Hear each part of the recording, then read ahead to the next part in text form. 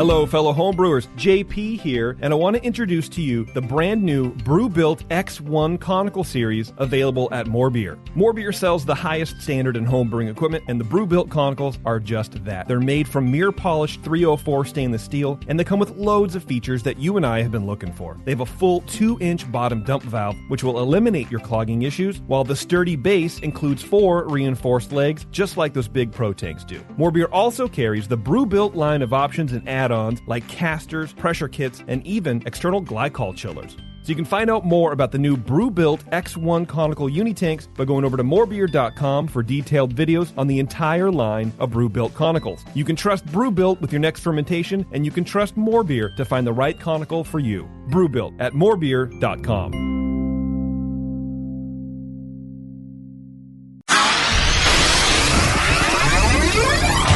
I want people to believe in me, and I want people to believe in me when they taste my beer. That's what it's about. You mean you laid underneath it and tried to Put his tongue up the bung. I like to actually scoop up the yeast and look at it. 7 o'clock came real early that next morning. Oh, yeah, man. Thanks for dumbing that down for us. You did an awesome job. It's all about food and beer. Punch me in the junk. Man, that thing was thick. The point is just beat it like it's your dick. I like to smell it afterwards.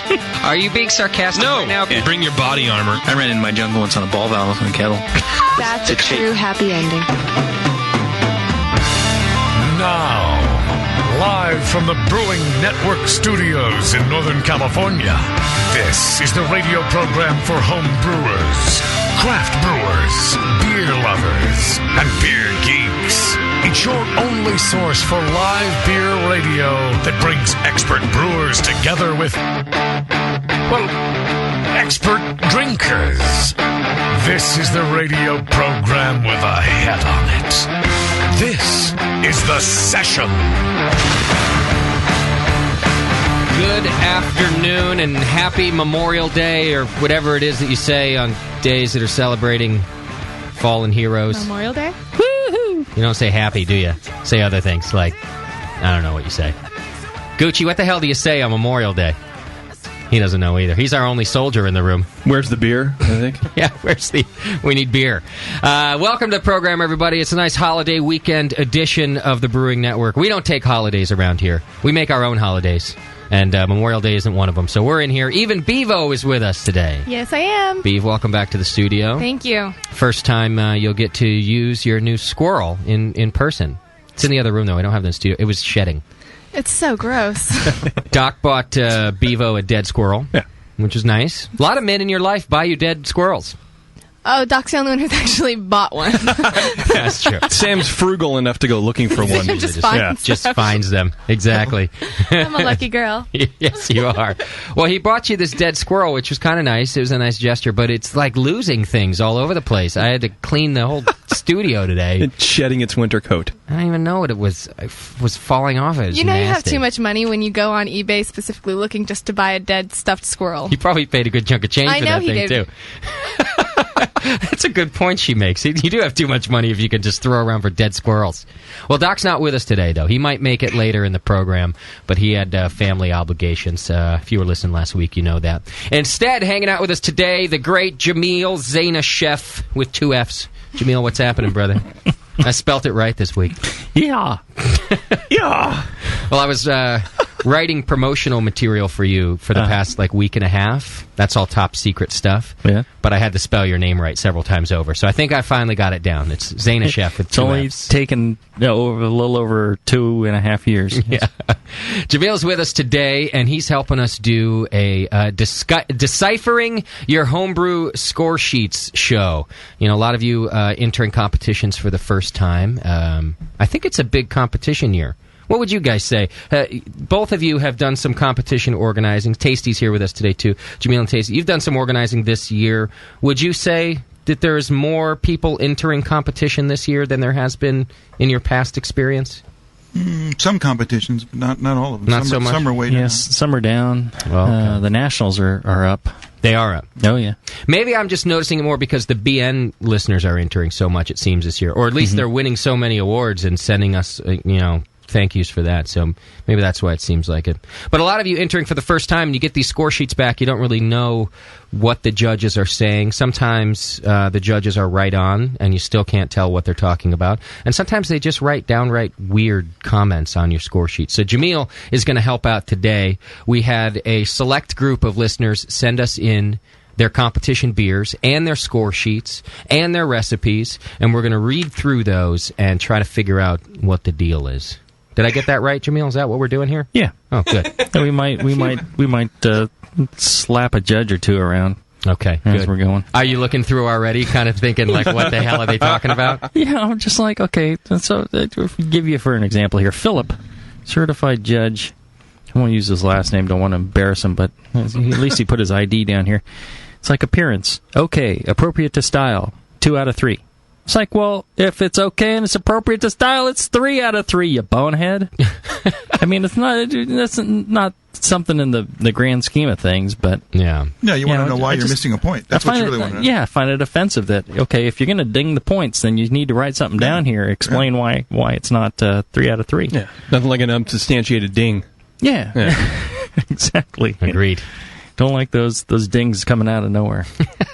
Got to come from somewhere. All right, so that's what we're going to be doing today. We'll go through those score sheets with you. If you've sent us beer, you should be listening. You may want to call in later on. We'll see how they do with covering your questions and what some of the issues were. And JP is actually on the qualified side of the desk today. You're sitting next to Tasty and Jamil. What's going on over there? Well, I'm... Are you going to be helping with this portion of the program? I've been doing some things. I have no idea. It's just an empty chair. Does that mean I'm not qualified? No. Yes. But I'm on your side, technically. I'm on You're on your own side. I'm my own side. Yeah. Oh, you suck. The rest of you, you're on Chad's side, if you think about it. You're on Shat's side. Yeah. I'm okay with that. On the right side. Am I And it really JP's doesn't. side, though? It doesn't With the matter where exception of JP tonight. sits. JP's like he's moving up still in the not world tonight. I qualified, right? wonder if I'm okay with that. You'll be fine. Yeah. Now, we did start new chat room rules, though, Bevo. Okay. And we started it last week with JP, and we've started it after your recent experiences with our beloved chatters. Yeah, it's the mods can't wear pants. Right. Okay. That's how it is. That's fair. So go ahead. Okay.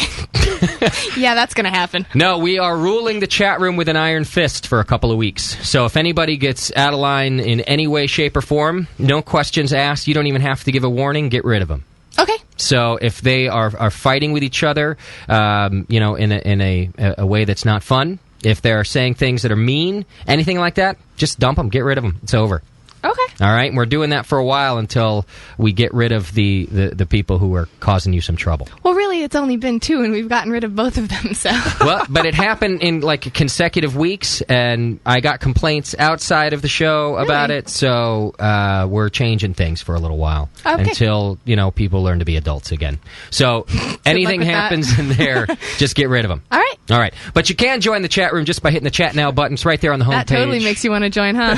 Exactly. Well, if you got questions for Jamil or Tasty or even JP. Yeah, ask me things. Then you can join the chat just by hitting the Chat Now button. Punch in a name, press enter, no password. You don't have to sign up. You don't have to give us your email address, any of that garbage. And Bevo will send your questions along to us. You can also call us 888-401-BEER, 888-401-BEER, and that's the phone number. It's also the line you can use all week long to leave us messages, which is working again this week. And we got a few messages. A lot of messages for you this week, JP. Me? Why? I don't know. They just, a lot of them, it seems that the drunker they are, there's this ratio between amount of alcohol they've had and starting the whole voicemail with, "Hi, JP." Am I the fat chick in the bar? Is that what it is? It's 1:15 when they're calling? Pretty much. I figure they can get lucky with you. Yeah. Well, It's beer goggles. JP will You make one hot bitch when they're drunk. Yeah, I do. Yes, you Don't do. you forget that. And we've got a full studio today, too. Something about everyone having the day off tomorrow. I have a feeling there will be multiple competitors for Drunk of the Week this week. Oh, yeah. I think the Schumann brother... Bevo, you had already signed up for it, right? I'm going to try. I don't know. I'm not really in the mood tonight, but I'm. Is Sam going to pick you up later, or what? Sam's in Tahoe. Oh, yes. So... Bevo's sleeping here all drunk and shit. All right. She brought her pajamas. Well, all right. All right, good.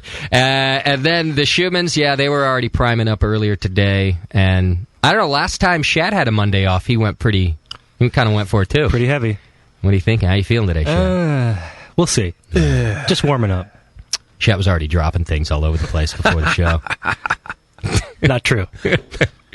All right. And then before we get to this whole homebrew competition thing, we're actually going to be speaking to the director of the American Homebrewers Association, Gary Glass. That's coming up in about 20 minutes. We get Gary on the line. And he's going to talk to us about the National Homebrewers Conference and competition coming up Cincinnati in June. And we will be there broadcasting for you. And we're also going to talk about some legislation that's been going on across the country. A few different states, including ours here in California, been doing some weird things with homebrew laws lately. So we'll talk to Gary about all that in about 20 minutes. So you're talking about gay marriage? That has nothing to do with homebrew. Oh, damn it. The anniversary party, if you didn't know already, it is set for Saturday, June 14th in Napa at Downtown Joe's, and everyone's going to be there. If you're not there, it's because you have something better to do. But we're all going to be there, and lots of beer will be on hand. You can bring your homebrew. There's going to be a homebrew tasting from 5 to 6, and we're going to have 5 different unique beers from, I think they're all going to be from our area, on a rotating tap handle that'll go all night long, plus all the great beers from Colin Kaminsky at Downtown Joe's, plus 3 different bands are playing the event, and we're broadcasting, and there'll be video streaming and chicks in, like... birthday suits? I don't know. I think they were talking about breasty shirts, though. There's a lot of breasty shirt talk in the forum. What's a breasty shirt? You know, anything that shows breasts. You couldn't figure that out? A breasty shirt. Okay, all right. I mean, what else do you think a breasty shirt would be? I don't know. I mean, it could be a lot of things. It could be a low cleavage shirt. It could be a one that's very tight. I don't know. I want to know these things. It's a shirt with like a patch of breasts on the front. I bought one for you, and I got one for Chad. Yeah, they're like fake ones, so you can... I'll have one. Yeah. So you can learn what it feels like to nurse a baby, kind of a thing? That's exactly what it is. All right, then. So, lots of fun to be had by all. Saturday, June 14th at Downtown Joe's. Back by popular demand, Brewing Classic Styles, signed by Jamil Zainasheff himself. I didn't sign them for him. I didn't sign his name. He came over here and did it. And we're selling those in the store. It's the only place you can get a signed book right now. Is that right, Jamil? That's right. Are you doing any public signings anytime soon? Not that I know of. NHC. You'll be doing one there? Yeah, I think so. Okay. They didn't ask me, so maybe I won't. Maybe they don't want me to. I think the only place you can get it done is through the Brewing Network store. I'll be at the Barnes & Noble on Main Street from 3 to 4. Yeah, in Columbus. They won't even let me in Cincinnati. So that's now in our store. Go there, get them while they're hot. AHA memberships also available in the store. The American Homebrewers Association. It is the club for you if you're a homebrewer, and you really should sign up. You'll find out a little bit more from Gary today when we talk to him in a few minutes, but they do a lot to help you as homebrewers. Plus, you get a bunch of pub discounts, and you get Zymergy Magazine 6 times a year, which is a good magazine, despite the fact that they let JP write articles for it. But yeah, you can sign up through the store. Just go to the store, hit the memberships button, sign up for that. It's the same price as if you signed up somewhere else, but it helps us out too. I think if you sign up for the Zymergy, you might get the my article about maggots. Oh, God damn it, Jamil. Why do you have an article about maggots in there? I told you my maggot story, didn't I? That you... what? Yeah, it's like every time you do this particular beer, you find maggots in it or something? No, I got a maggot story, and if you sign up for the HA, you'll get Zymergy and you get my maggot story. When is that coming out? I don't know, but it's coming up probably in the near future sometime. I don't know. So sign up right away. See, I feel like I did a really good job of promoting the memberships, and I feel like you just ruined the good job that I did. Yeah, I think people would be curious to find out my maggot story if that's the only place you can find my maggot story. Oh, God. All right, so there's your other reason. Stop saying maggots. Yeah, can we strike maggot from our vocabulary here in the BN studio? I have video, too. Ah. Would you rather fly larva? That sounds even creepier. I don't know. Something about maggot. Yeah. All right, so go to the store. There's all kinds of good stuff there.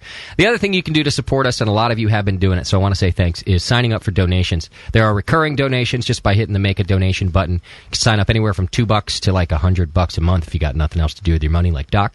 And or you can just do a one-time donation. Maybe you got $5 burning a hole in your pocket, and you want to say thanks to Jamil for this great program he's going to do for you today, and you can hit the one-time donation button. And that's really been helping us a lot. The lights are on in the studio because of it, so thank you for all of you that have been donating. And finally, all show ideas go to Chad at thebrewingnetwork.com. CHAD at thebrewingnetwork.com. All insults go to JP at thebrewingnetwork.com. And general feedback goes to feedback at thebrewingnetwork.com. Did I cover everything, Chad? Am I missing any announcements? Chad doesn't know. You're good. You sure? Yeah, you're good. Chad watched a program the other day about what producers do. Like the lights are on. I wonder why he's like all on top of things today. It was really amazing. Well, it was fascinating to watch him. I'm sitting there watching the program too, and every time something else came up that to me seemed quite obvious, he went, "Oh, A producer makes sure the talent is on time. Oh, yeah." I think that was one of the things. Like, check everybody's schedule, make sure they show their at your Chad. Oh. Yeah, take some notes down for that. But it didn't say a producer took notes. I don't know what to do. So I'm in a quandary. Miss the notes. Shat will be all over it on today's program. I'm sure of it. I can tell already. Do we know what beers are pouring at the anniversary party, or is that a secret? We don't know for sure yet. I'll tell you two of the breweries that we know of. Firestone Walker Brewing Company. Matt Brynildson. He didn't even tell me what. Really? He just said... it's going to be good. Yeah, he said, don't worry about a thing. I've got something really nice for you, and it'll be at the party. And he might be there, too. He's going to try to make it. Cool. And then I think Sacramento Brewing Company, Peter Hoey, he's got one of his... I think he's going to barrel age one of his GABF gold medals. Really? Is what he's going to do. You mean the beer or just the medal? Put it in the barrel. Yeah. And then let us have that. Cool. So that's a couple of them. We're still working on a few more. We'll give you details as we get them. That's cool. I have a question from the chat. They want to know if you prefer bottles or kegs at the anniversary show. Kegs are the preferred serving vessel at the anniversary party because we're going to set up a whole custom tap setup. And Colin there at Downtown Joe's specifically requested that we do kegs. Keg it up. I know some of you from out of town, you can't bring a keg on the plane with you, which is unfortunate. You can bring bottles, that's fine. Bring bombers, and we'll work it out. But if you're local, bring a keg. If you don't keg and you're local, it's cool. Just, any of you who can do kegs, do it. The rest of you bring bottles. We'll work it out. We'll make it happen. But if you're in line for security, don't tell them you have bombers in your bags. I got a bomber. Yeah. Got a couple of bombers in my suitcase. That's going to be okay, right? Yeah, can you be careful with that? I have some bombers. Yeah. You won't make it to the party. All right. And we got a bunch of people. Who are all these people, Shat? What do you mean? Who are all these people? Check your schedule. I only know some of these people, don't I? Do I know people here that I like I've met before and I'm just forgetting? Nathan and Nicole. Nathan's in Doze. Great brewer. Oh, I've never met you, Nathan. I've just spoken to you. All right. Nicole works and at Nicole Trappist. That's right, bartender from the Trappist. Very nice. Nathan, good work. We only let guests in who bring hot chicks. So, good on you. Chris brought his hot chick next to him from North Coast. His buddy Joe. Yeah. He was hanging out drinking beers with us yesterday in the city. Ah, very nice. Had a good time. Chris, did you just come to chill with us? That's awesome. Yeah? All right. You don't have to work tomorrow, right? Nice. Drunk of the week for Chris from North Coast, maybe? We'll have to see how that goes. I was drinking all the Prankster you gave us by myself this weekend. Everyone was gone, so I just started busting open bottles of Prankster, man. Son of a bitch. Yeah, thanks for leaving that behind. It was good stuff, too. And we got the Gooch hanging out with us. Gooch has been telling me he's going to come to a show for like a year. And who's his own hot chick, really? And Gooch he brought a Harley Davidson, which to me is the equivalent of a hot chick. So good on him.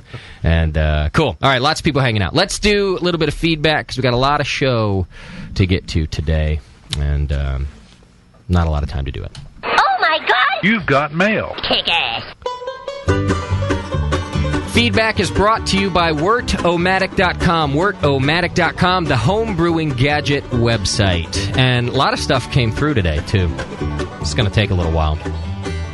This guy says, I've been plowing through the archives and finally found the Water Show Part 1 way back near the beginning of the BN. And this, of course, was a basic water overview. And later in the Water Show Part 2 was a more detailed look at water pH. He says what's missing is how to put it all together in a practical form that can be used. It's time for a Water Show Part 3. Specifically, what water profiles are needed for each style, target profiles for approximate SRM, or an actual profile for at least the more common style categories. And then he has some other questions about water. I'll have to talk to Doc and Colin about that. I can tell you right now we're not going to cover water profile for every style. That's just, As if our show's not long enough as it is. I'm going to sit here and doing that. But there are places you can find it. Maybe we'll pick a few in Water Show Part 3 and talk to you about how to figure out how to build the water that way. Although I think they covered that in Water Show Part 2. So check it out. I'll talk to the boys and see what we can do. So he says all the forums he visits look for this information, so maybe we should cover it. I'll check it out. Shat, check it out. Checking it out. Hey, BNers, PFC Dakota Brewer here. I'm relatively new here and don't always get to listen live, but I wanted to tell you guys about my homebrewing club's first ever Pork and Pints Weekend. Whoa. That sounds fun, huh, JP? Yeah, it does. The Big Sioux Brewing Society, or BS Squared, was founded last year, and we had our first club barbecue, Pork and Pints Weekend, last week. 6 kegs of homebrew, a ton of different bottled homebrew, 40 pounds of ribs. And 8 STDs. 20 pounds of chicken, a ton of potato salad and I like chicken. Beans, and a lot of people came out to party. Everyone loved the homebrew and barbecue. It's looking like we'll do this again. We had live music, partied till late in the night around a campfire, and hope to make it bigger next year. So please let people in the BN know about it in case anyone in the South Dakota area wants to come. Thanks to the BN for giving brewers a media to share events and culture. Prost from Dakota Brewer. So good event. All you homebrew clubs should be doing stuff like that. Get your community together and pork with each other. Yeah. Hey, all that food sounded like the South Beach diet that I'm on. Are you? You're not on the South Beach. I was going to say, are you really on the South Beach? He drank a diet soda on South Beach once.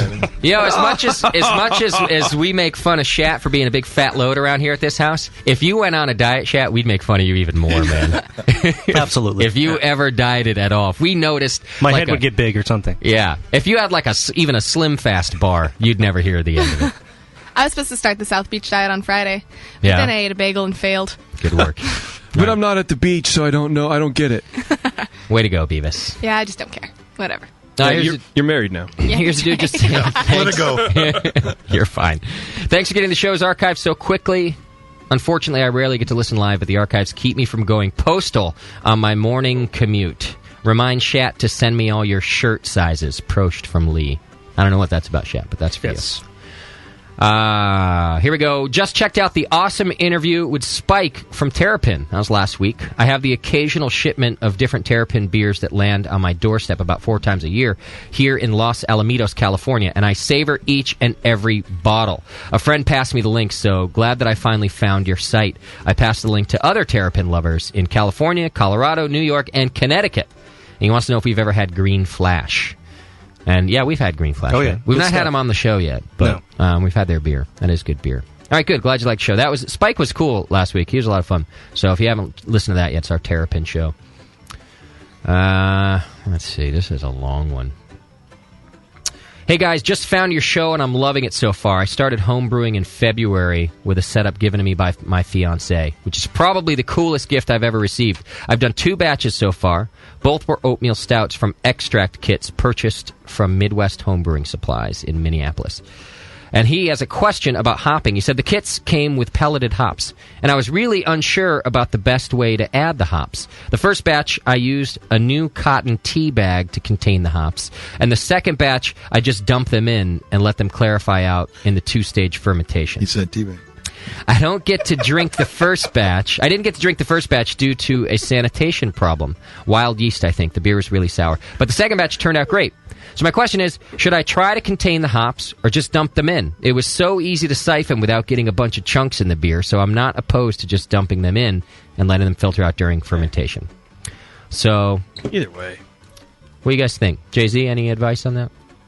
I wasn't paying attention. I'm reading through the score sheets. You say either way, JP? Yeah, either way. It's preference, isn't it? Yeah, I mean, I dump them in now. I used to use a hot bag.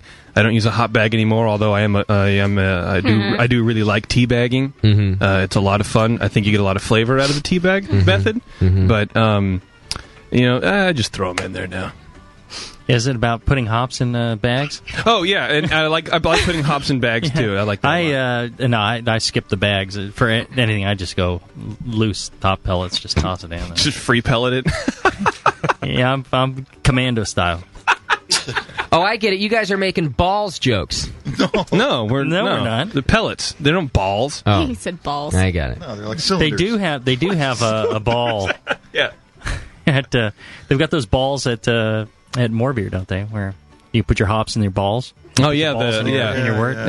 Or balls Well, we used to. Instead of a bag. It's a metal tea bag, basically. We used to, but actually, the two cups that form the balls, everything is stainless except the hinge. For some reason, wasn't stainless. Yeah, and we stopped selling them because the pin would actually deteriorate, and then your ball would break. Yeah, and you don't want your balls breaking, and all the insides get everywhere. It's gross. Makes a big mess. It's a mess everywhere. Bust a ball. Busted. Yeah. I started out with the hop bags, and then I went to just throwing the hops in there. I stopped worrying about it. And then with our new kettle and pump system that Chat and I use, I've had to go back to using hop bags. I don't know what you've been doing, Chat, because every time if I went without hop bags, it would clog in the pump. Even after we drilled out the crosshairs in the really even after that.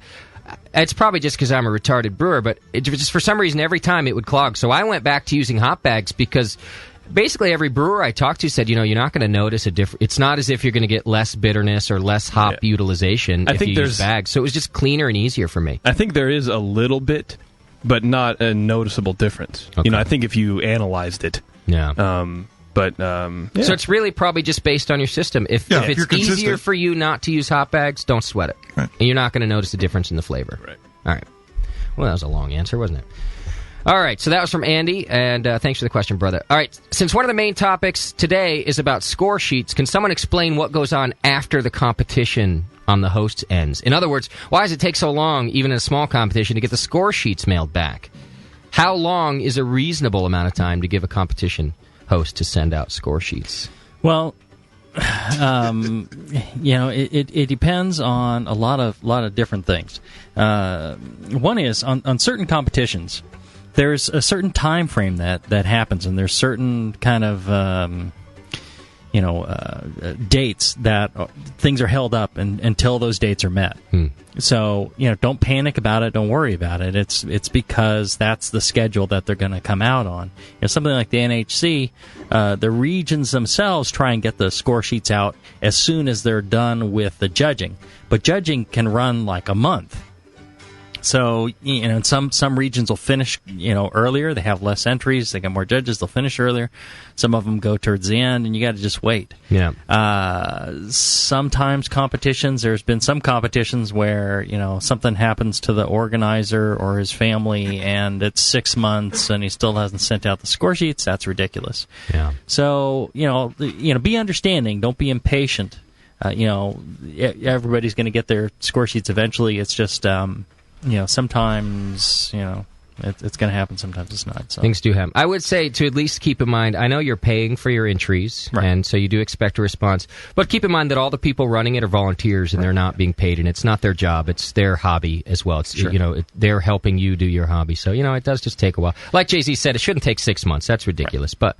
little patience. And then for the organizers, remember that people are paying for their entries and they really want these things right away. And I know you're tired, but get the damn things out as soon as possible. Now, here in the West, McDole totally on top of it, wants those things out like the day they're done. Yeah, but he has nothing else to do.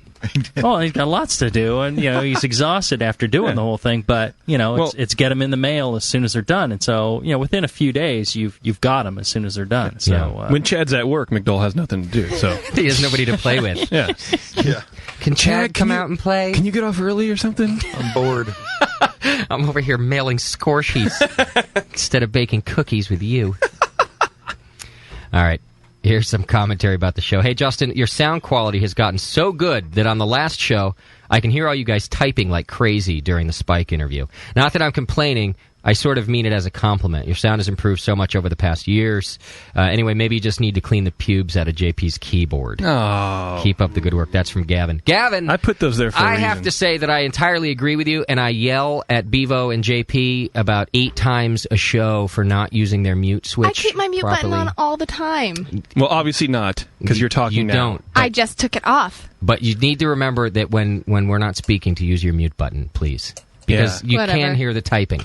And it drives me crazy. I hear you do it, too. Makes me want to beat up on Shat again. Easy. Shat's Italian, apparently, today. All right, I think that's about it. Dude thanking us for getting Brewing Classic Styles back in the store. Can't wait to get his. That was from Billy in Texas. Here's someone saying, this is Viper Piper, saying that he went to Savor last week in D.C. and said it was really cool, and the BN Army really brought it strong. A lot of people with shirts and stuff out there. Said he was really impressed with the 21st Amendment's offerings. Sully, Stephanie, and McGrufus were all cool people and seemed to be the most open to conversation. Which I have to say that if you've been on the BN before, you're probably one of the people more likely to converse with homebrewers and other people like that. You are pretty open to conversation, so that's cool. Says we should try to make it to Savor next year, JP and Shat. I hear DC's pretty gnarly, man. Yeah, it seems like a fun town.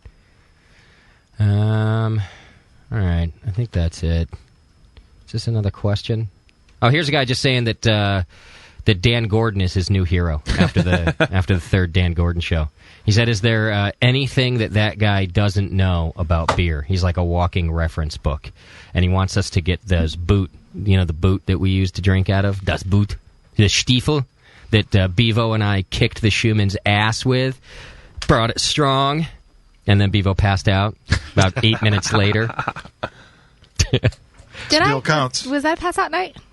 Yes, you did pass out. Upright in a chair. Awesome. Oh. Even. So that was kind of fun. With their shoes on. It's a holiday. Maybe we can get the Schumann's drinking out of it again. Well, Shoe Light asked me today. He's like, hey, do you think I could be drunk of the week this week? And I said, well, not if you're going to puke like a sissy boy like you did last time. Both him and his brother uked during the Stiefel off last time. You think they want a rematch? Then they came back for more beer, though. Yeah, they did. They did come back drinking. Well, they're rock stars, man. Come on. I don't think I can handle the Stiefel tonight. Someone will have to take my place in the. I just don't want to handle the Stiefel tonight. Doesn't sound like a lot of fun. All right, a lot of things to get to. Feedback was brought to you today by WortOmatic.com, the homebrewing gadget website. You can go to WortOmatic.com and check that out. So Gary Glass coming up with us when we come back. We're going to be talking about the American Homebrewers Association, the National Homebrewers Conference, and specifically some legislation that you need to know about that's going down here in the United States and what they're doing to help out. So we'll be talking to Gary in just a second when we come back after the break. Pay attention to our sponsors. Be nice to them. They're bringing you the show today. When we come back, Gary Glass, and after that, Jamil Zainasheff goes through your competition score sheets. Hang in there. It's The Session on the BN. You're listening to the Brewcasters. The Brewcasters on the Brewing Network.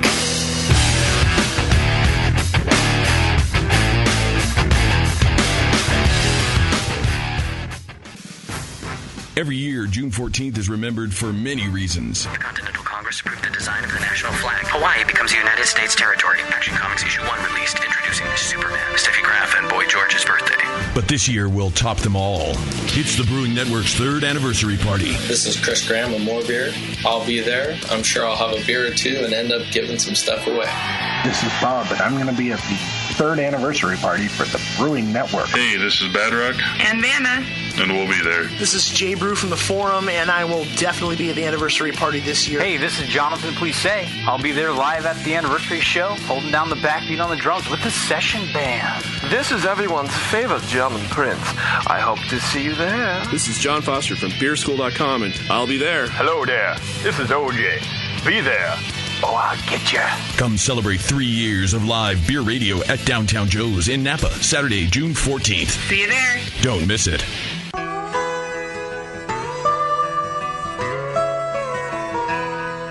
There's no place that I'd rather be than right here with my redneck, white socks and blue ribbon beer. The barmaid is mad 'cause some guy made a pass. The jukebox is playing, there stands the glass, and the cigarette smoke kind of hangs in the air. Rednecks, white socks and blue ribbon beer.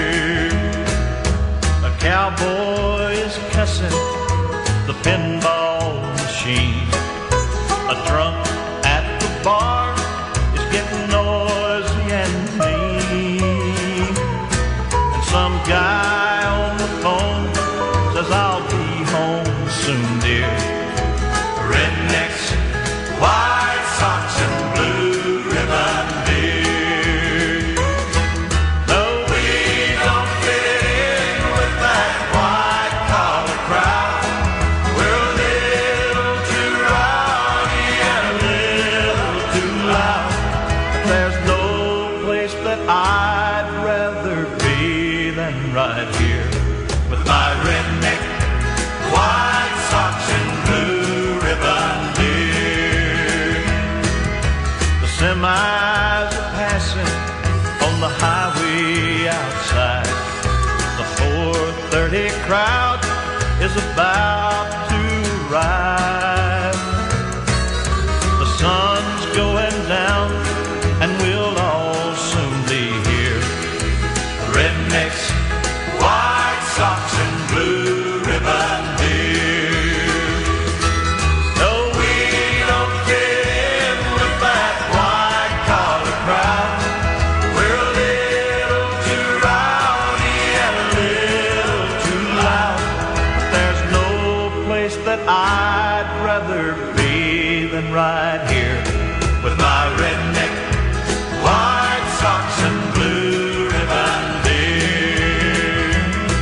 There's no place that I'd rather be than right here with my redneck white socks and blue ribbon deer.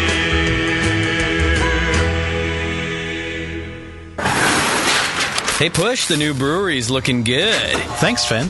Piece by piece. Well, let's fire her up. Whoa! Is that a new kettle? Yeah, just got it brand new, but paid half price. What? And that blade scale? 40% off. The new tap handle? $5 instead of 13.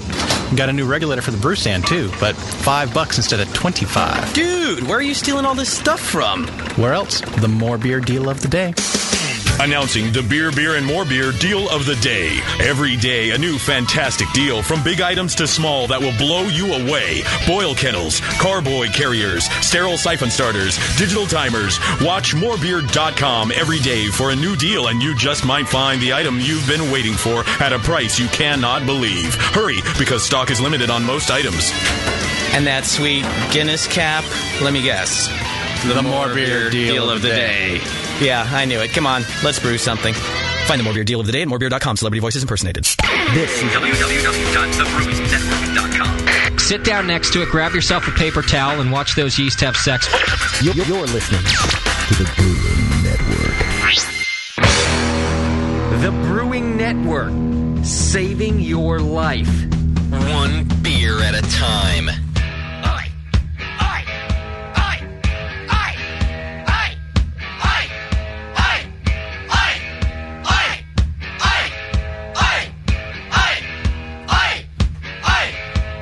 Zeta Chef! Yeah, it's a got remix. your own song now, Jamil. Yeah. That's always fun and exciting. Well, you got your own line. All right, welcome back to the program. This is The Session, of course, and we're about to talk to the director of the American Homebrewers Association, assuming I have done my job and have him on the line. Gary, are you with us? Uh-oh. Yeah, assuming you've done your job. There's the fly in the ointment. Oh, yeah, I saw that coming. Oh, boy. Where's Chad when you need him? You can't hear me, can you, Gary? Either that or I can't hear you. Oh, dear. Yeah, it's likely one of the two. Cricket. Thanks for the help, Jay-Z. Cricket. Or both. All right, do me a favor, Bevo. Okay. Dial up that number right there on that Yeah, phone. I should never have beer prior to the show. Put him on hold, and then we'll... Really, it starts falling apart really early on. Okay, what's his name? Yeah. His name's Gary. Okay, just a minute. All right, my fault. We'll see how this goes. We'll do it the old-fashioned way with a telephone, even. What? Yeah, I know. Tell him to fax it in. Can you fax in your interview, please, Gary? Yeah, just put him on hold, then I'll get him through here. Yeah. So Gary's going to talk to us about the National Homebrewers Conference, which we're all going to. Everybody in this room, with the exception of Bevo. Uh-huh. And Sorry. not only that, but then the National Homebrewers Competition. Have you got Gary there? No, it's ringing. Maybe we had his answering machine or something. That would be bad news, huh? That would suck. Maybe he forgot about the He's time probably difference. like, who's calling me? I'm preparing for my interview. Yeah. Brewing Network who? You know, the Should I guys leave who a voicemail? the guys who sell all those memberships. Should I? Oh, that's what you've got is his I'm sure yeah, leave him our phone number. I'm sure his wife will love it.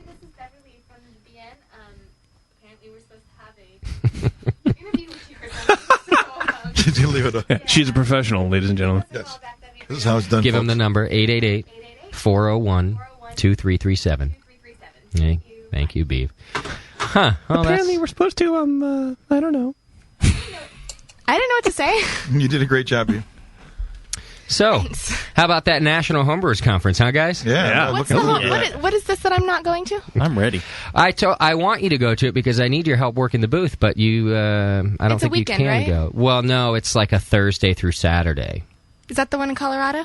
No. It's in Colorado last year. No, that one you're going to. You're going That to one the I'm going GABF. This one is the homebrew. It's the homebrew version of the GABF. And that is where? It's in Cincinnati in June. Yeah, I'm not going to that. Especially because right now, flights are $500 They're so expensive. to go to...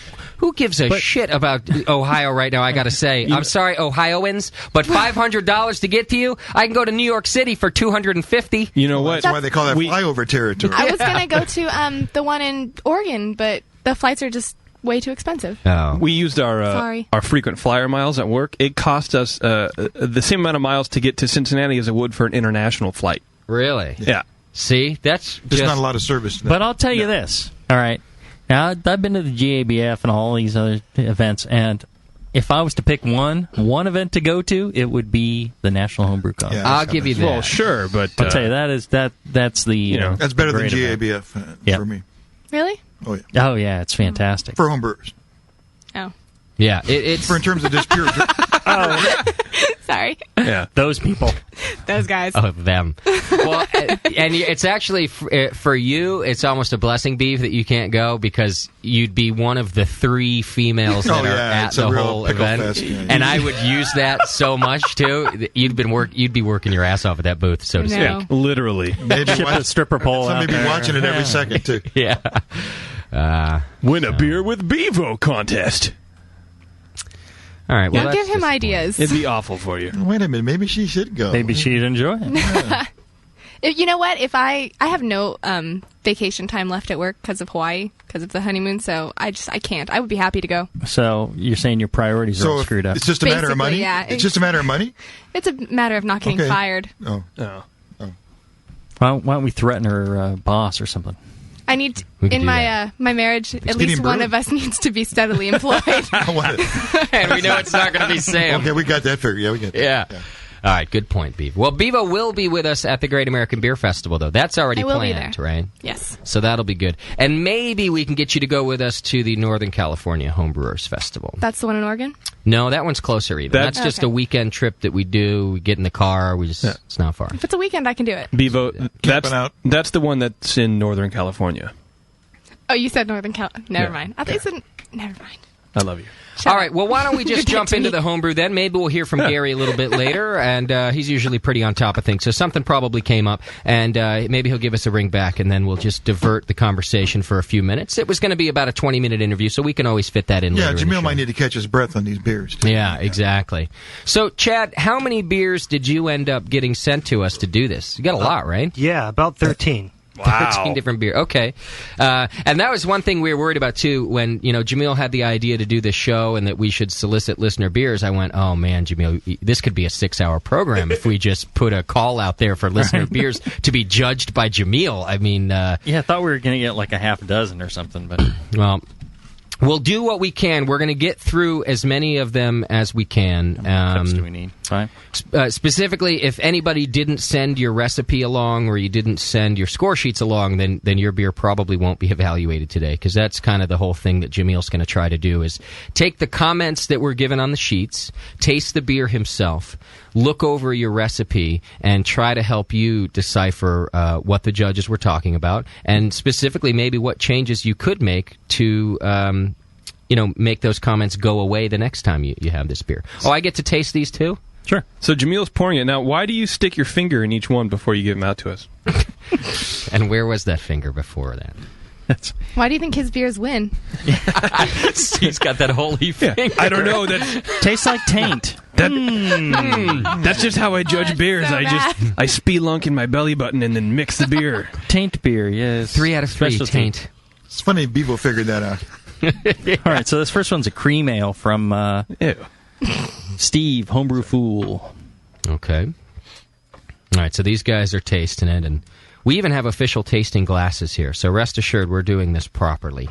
Do we have a rundown of like a basic of what the style is, real quick? Cream ale. I mean, like what? Like what are the characteristics of a cream ale? Hey, or? that's pretty basic. Well, BJCP.org. Yeah. I got your judge swinging, Mike. Okay. Let me see if I can. Let me see if I can find my BJCP style guidelines here. I just figured the producer would be prepared for it. I think some diacetals are allowed or something. They didn't. Yeah, I just want to know what I'm smelling. They didn't cover that on the producer show that we watched. That must be in volume 2. Yeah. All right, so if anybody has volume 2, please send it along. What was the question? You're good. Don't worry. Yeah. All right. Category 6A, cream ale. all right. The interesting thing in these score sheets, is that these guys are talking about how this is excessively hoppy. They're going on and talking about, it's got some malt up front, earthy hop flavor, quite assertive for style. Bitterness lingers into long. I mean, it is a little bit balance is hoppy. I don't know. How did they score this beer? One gave it a 33, one gave it a 29. I wouldn't say it's aggressively hoppy. I know. But I mean, there's a little spiciness, I think, from the bitter. But it's a little bit older probably than when it was judged on these sheets. Might have dropped off. It is a little oxidized. Could have been where the hops went. But, they talked about it as if it's just like, the ending comment was awfully big, hoppy, and sweet for style. wow, I don't get that. I don't get that either. I mean, it's a bit sweet. Could it be a little drier? It could be a little drier. God, but I feel like John Plissé right now. It's got a fairly You're doing a dry good job. finish. Most of the cream ales that I taste are real light and real watery. This one's right, and this they should be. Think this is probably within style. Right? Think cream ale. Think some Miller Genuine Draft with a little bit of hops in it. It's a fair, or made with ale yeast. Right. Or you can make it with lager yeast as well. Because you do get some of that corn coming through, right, and that's all right. You got to get some corn. It should be fairly dry. It should be crisp. A bit of hops is okay, and a little bit of bitterness is okay too. So I think the judges were a little bit out, a little bit gone on this one. It's a tough style. A lot of people have no idea what a cream ale should be.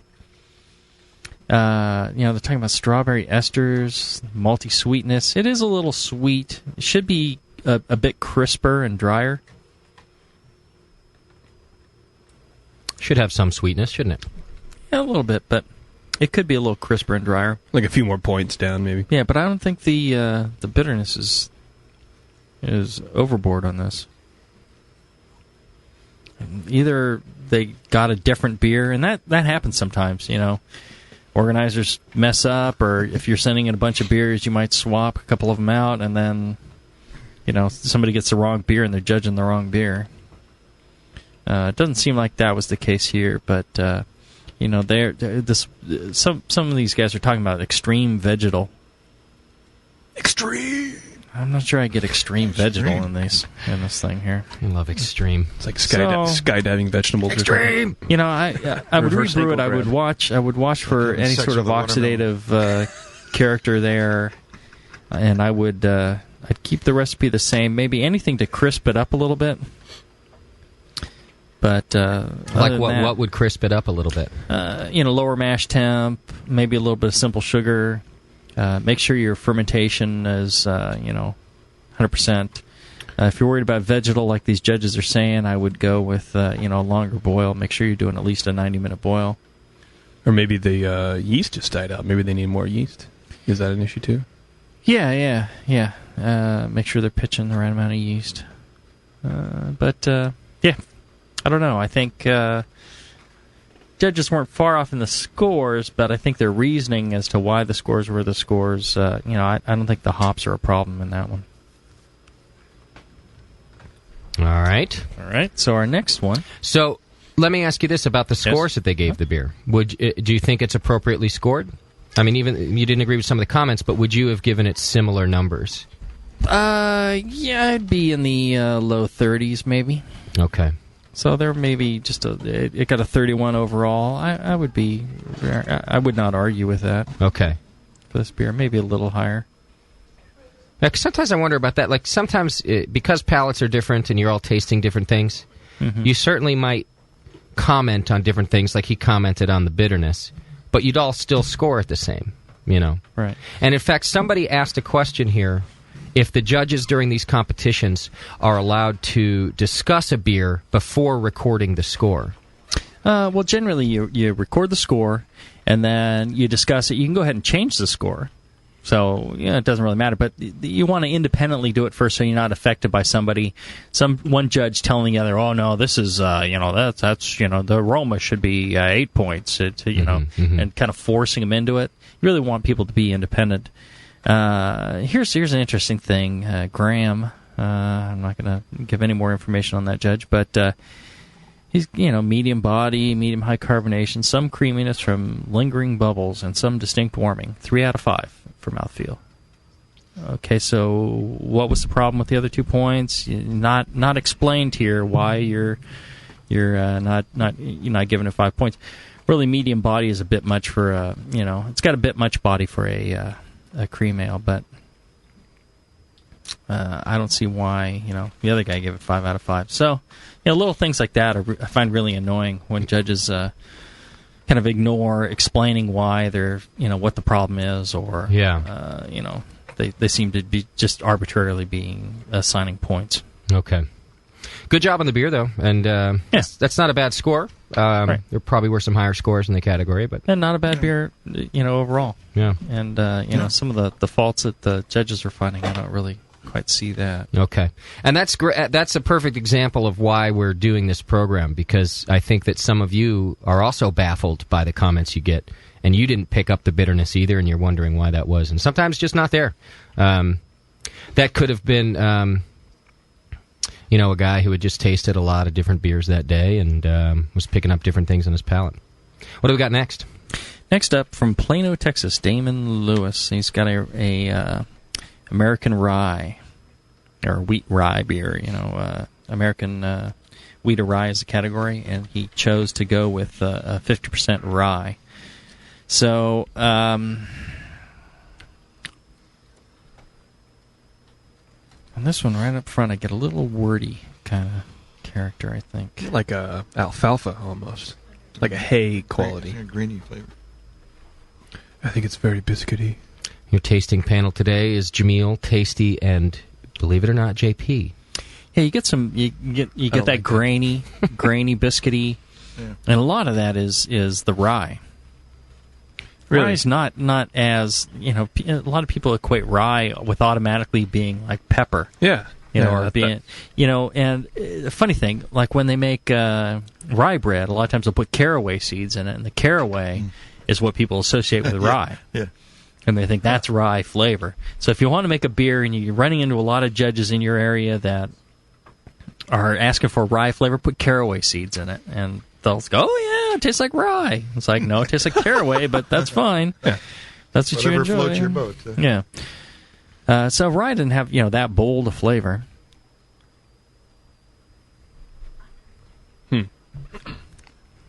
I feel like I'm the commentator in Best of Show right now, where there's not a whole lot that goes on during a dog show or a judging competition. Right, so you just sit over here and you say stupid things like, alfalfa, huh? Man. Yeah, Jamil looks good today. That ensemble is striking. Although 2 different types of plaid I wouldn't wear. Old black T-shirt and like what he's done with his hair today. A well-worn out crotch area. Bag hanging out of his shorts. Good visual right there. Oh, man. The first set of judges, they're talking about a national homebrew competition, and then the other set of score sheets is from the Blue Bonnet Brew Off. And here's the thing, you want to send in your beers to multiple competitions and hopefully get a different set of judges. And a different set of different judge pool.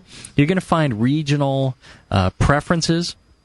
That's why, the closer the nationals are to where I live, the better I do. The farther away it is, I think the worse I do. And I think a lot of that is, some regional, preferences.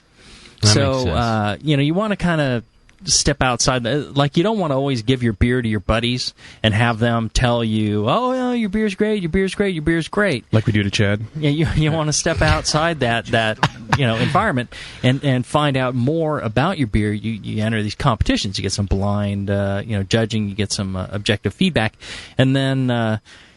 Even more so, send it a little ways away, and go to some region where you don't know the people, and they've got a different regional character to the judging, and the things that are common across all the score sheets you get when you do that, those are real things that either you need, or you're doing right, or you need to address. So, if you enter the nationals here in the West, and then you enter the Blue Bonnet, and you get exactly, all the judges are telling you diacetyl, then, okay, well, maybe you got a diacetyl problem. Yeah. It's if one set of them tells you that and the other doesn't detect anything, then, it might be safe to, ignore it for now, and then you get another set, you get a couple of, you start getting, 4 or 5 sets of score sheets.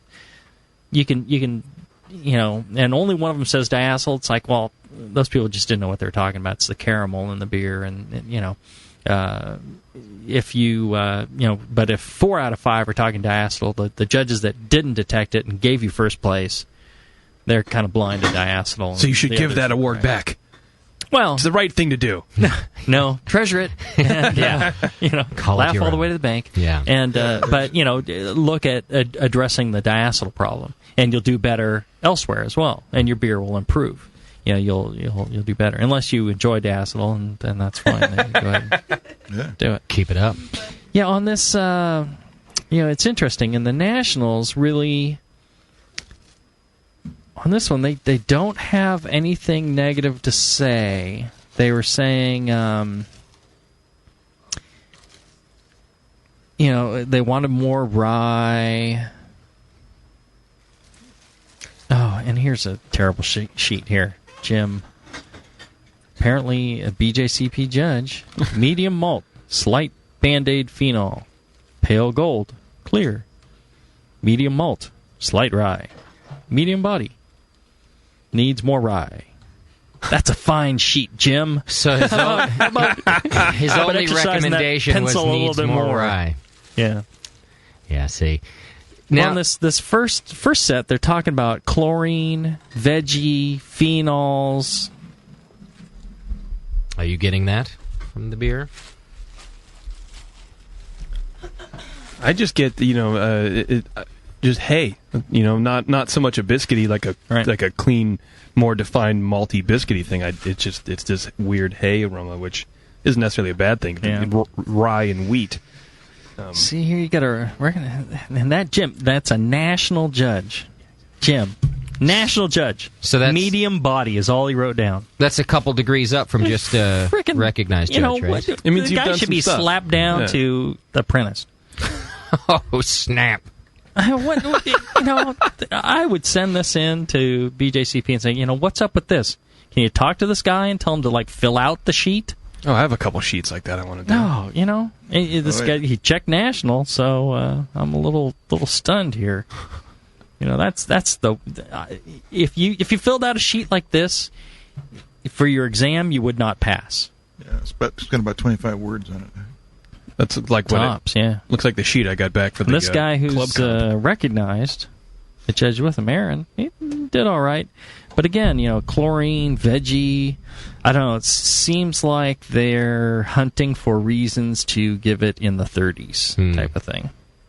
Well, now, why? It'd be because it seems like a stretch that they really have to work hard for that? Because they just don't, it's very safe to, be in the middle. Mm-hmm. And, that's why you don't see a lot of, scores in the 40s or, mid to high 40s. You don't see a lot of them. Because people are afraid to, maybe I'm wrong. And, that becomes the issue. Pussies. It's like you first get a higher rank, you start judging higher. You score higher when you're a higher rank. I know a guy that just got a big high rank, and he's like giving beers 45s and 46s because then you feel like if you're higher rank, it's presumed you would know a 46 beer when you had one. Interesting. Well, and anybody, if you're judging, And the beer is really great. Just write down a high score, for God's sake. Yeah. You know, don't try and limit yourself. And then you can always erase it, and that's why you do it in pencil. You can change it, write it back, lower it down if you're completely wrong. Just say, oh, okay. If you were really mistaken, you can say, hey, I was mistaken. That's all right. All right. But the Blue Bonnet, I think they did a pretty good job here on this. That's a great it's call. like, I think you got some good judging on this one, and the scores tended to be higher. Grassy, fruity aroma, nice rye aroma. Right? Okay. Still some kind of a weak score sheet here, but this guy's certified, so all right. Nice balanced aroma. He looks at the certified ones. Now see, here's how in flavor. Nice balanced aroma. Appropriate to style. Good beer. No flaws. Well, if it's no flaws, if you're going to write down no, I got a tip for other judges. See, this is going to be the judge slapdown show here. That's a bold statement, no if flaws. In the flavor category you're writing down no flaws, instead of 13 out of 20, you should be writing down 20 out of 20. Right. No flaws, yeah. Right? It's 20 out of 20. It's, great beer. At least a lot higher than 13, right? Right. We have our own feedback of the feedback panel now. This is great. We have a gallery sending us messages with feedback. Nice rye. See, all these guys got rye. They understand what rye is. So all these guys got the rye. And what I realized as soon as I started looking at this is it takes me a lot longer to look at these. I thought I could just do it on the fly. Oh. Yeah, that's all right. And I'm thinking, no, this is going to take me some time. Well, people would rather you give accurate commentary, so don't worry about it. I'll just make stupid noises over nice here. Nice balance. Dog show remarks. See, the novice gave it 39 points. He wasn't afraid. He was not afraid. I wouldn't be afraid either. Everything gets a 50. And then I knock it down from there. I'm pretty sure that's what happened to all the beers I've entered. I think I was given really high scores, and then, of course, they tasted every other beer in the flight, and I ended up with a 20. And I'm sticking to that, by the way. So most of these guys in the Blue Bonnet, they're averaging 34, 38, and 39. And I think that's much more appropriate to what this beer is. The only thing...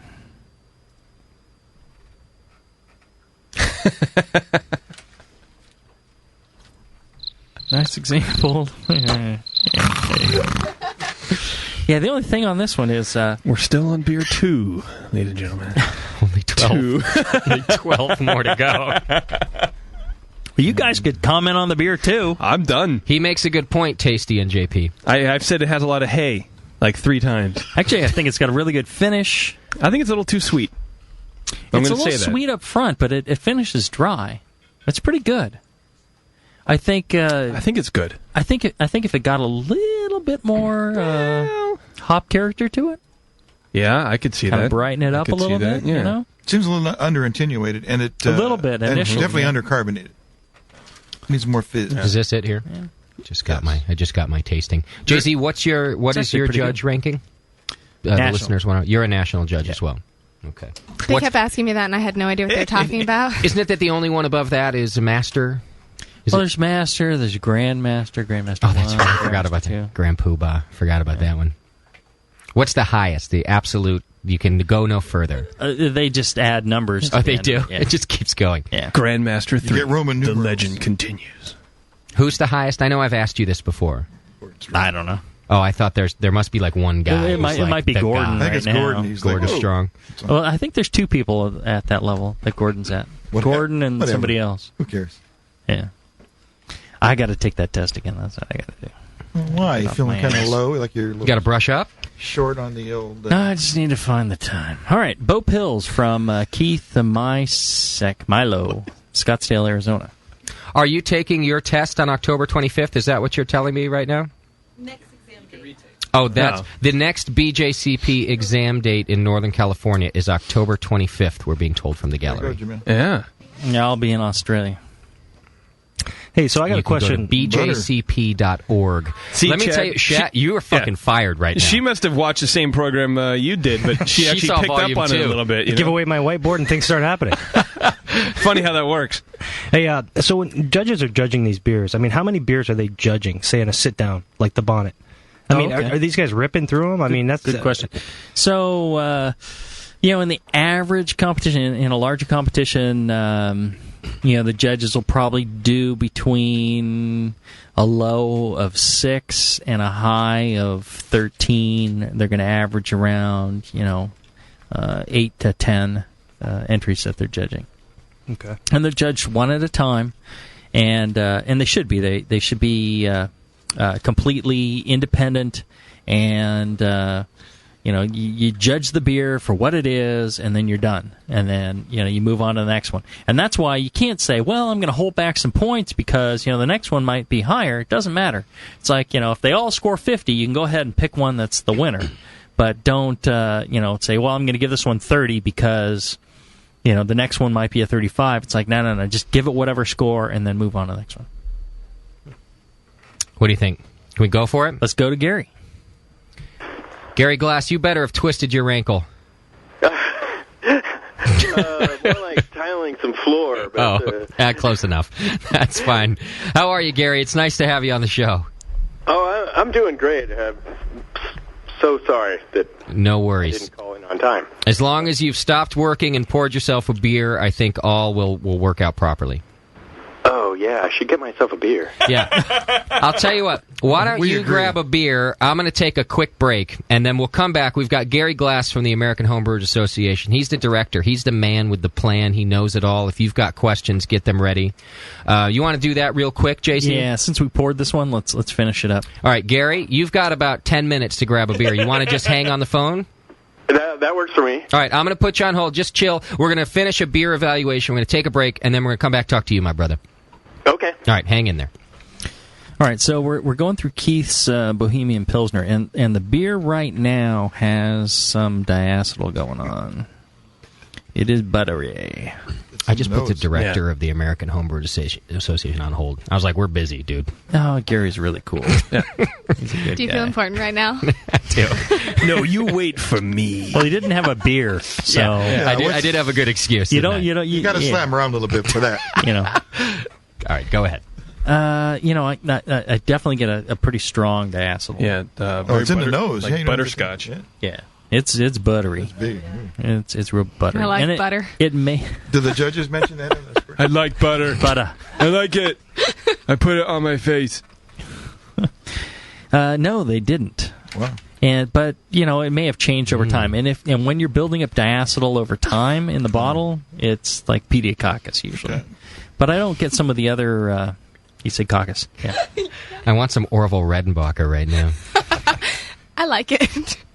I'm not going to lie. You know what? A little bit of that. It's like a good can be white good. wine. And in fact, Bevo, when I first in an English beer, started getting into English beers, I loved it, and I liked it so much that I thought it was acceptable everywhere. But then I did end up getting sick of it and realize it's a bad flavor. This is a little strong. Yeah, but a little subtle undertone. It can be really nice. Right. Yeah. I see no problem with it. Some people, they hunt it down and they eradicate it like it's Taliban, but it doesn't have to be. They don't do a very good job of it. I think a little bit of diacetyl, a little bit of Taliban in the world. Yeah. Well, no Taliban, but diacetyl's okay. Wow. I can't wait till Jay-Z runs for public office and has to apologize for things like that. And this comes up again. Yeah, I've given up on public office. I really have. Did you hear that? He said it is okay for us. That's my advice. That's my advice too. The Pope said it. We are okay. You can run for Pope, but you who want the cab? You're gonna make me It doesn't myself even matter the things that he says. Just being associated with us is you're never going to be president, dude. It's bad enough. It's bad crowd. All right, so again, I think you got a set of sheets that I really wouldn't put a lot of faith in here. Some malt sweetness, a little green apple, acetaldehyde, the little floral aroma noted, no spiciness from hops, malt forward. If it tasted the same way, if you're there, Keith, and you're tasting this beer and it tastes exactly the same now as it did when you sent it in, I would just ignore these sheets. These people, again, it's a set of people that they knew it wasn't a great beer, but they didn't really know what was wrong with it. Huh. And that was kind of the issue. How old is this sheet? What are you saying is wrong with it? Real buttery. Just that? It's real. I get a little sourness. See, I wonder if I'm... Yeah, there is a little bit of that acetaldehyde. Yeah. Well, and I think the sourness, like JP's saying, it's there's like a pedio infection. How old is this sheet? Like, is it a recent Nationals? Oh, okay. This year, so it wouldn't have changed that much, you think, right? Well, it depends. If you stored it warm, it could. That fast versus storing it cold. Yeah, if it's at room temperature for 4 weeks. Oh yeah, really. This may not have been present. This is Milo Floor's beer. Yes. He is asking in the chat, how does he make it better? Brew it again. Yeah. I'm just kidding. Sanitation. Watch. Every little and here's the thing: somebody's sanitation may be perfect when they're brewing, and then it's like all that goes out the window when they're packaging. They think, oh, okay, beer's perfect, everything was sanitary, and then they just like take some ratty old bottle and fill it with beer, and, off it goes. It's like you really need to be critical at that point too. And if you pay attention to that, that's really important. So I would watch that, and I think that is killed a lot of the other character of the beer. So I would start with that. But other than that, brewing classic styles, great recipe in there. Available now in the Brewing Network store. Yeah, and this recipe looks okay. It's actually fine. Yeah, no, it looks like Brewing Classic Styles recipe. Is that right? Yeah, it's pretty close if it's not exactly that. I think he also did did a decoction mash on this. 20 minutes at 147, 20 minutes at 158, 10 minutes at 168. You mean step mash? Yeah, but it says decoct. Oh, okay. So I'm assuming, and he has how many quarts of the mash that he pulled. Yeah, I think it would have been good. Pulling your mash too much? Yeah. Did that yesterday. Me too. What time? And he went 2 packages. Maybe you were. What if it was the same time? Achieving at the same time. If it, he says 2 packages, make sure you make a starter with those 2 packages. I imagine he was, because he was going decoction. He put a lot of effort into this. I would say, and this was 10 gallons. Definitely make sure you're pitching enough yeast. Make sure it's clean. Watch your packaging. Watch every little moment. And here's another interesting thing. Those little stoppers that you put in the carboy. The big problem with that is a lot of Pediococcus, lactobacillus, Brett, all that floating around on dust. Which is like human skin cells and stuff floating around, right? It's covered in all this stuff, and then they drift down in the air and they settle on things. And when you use the stoppers, there's that little gap between the stopper and the glass of the carboy, and some little pieces can drop in there. You pull out the stopper, stuff can tumble in. Right there, you're running into a problem. Beer information. Beer information. Apparently, that stuff's worse than maggots. Right. Yeah. Right. I would worry about it. I like the little carboy caps that cover the the carboy hood. Yeah, there you go. It goes the other way. Or you can get some of that Alpit and spray around it. And, right. But even then, be careful of every little thing like that.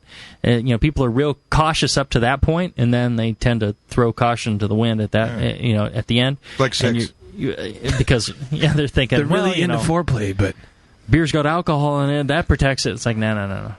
Unless it's really high alcohol, it's a problem. So, I think that was the issue there. Okay. All right, quick break. When we come back, I've got Gary Glass from the American Homebrewers Association on the line. We're going to be talking about the National Homebrewers Conference, the competition, continuing our competition discussion here, and we'll be talking about some legislation that affects you here in the United States. So stick with us right here on the Brewing Network, and we got some more judging coming up later with Jamil. So hang in there. It's a good show. It's a long show, and Bevo will be drunk by the end of it, so that always makes for a lot of fun. We'll be right back right here on the session. You're listening to the Brewcasters. On the Brewing Network.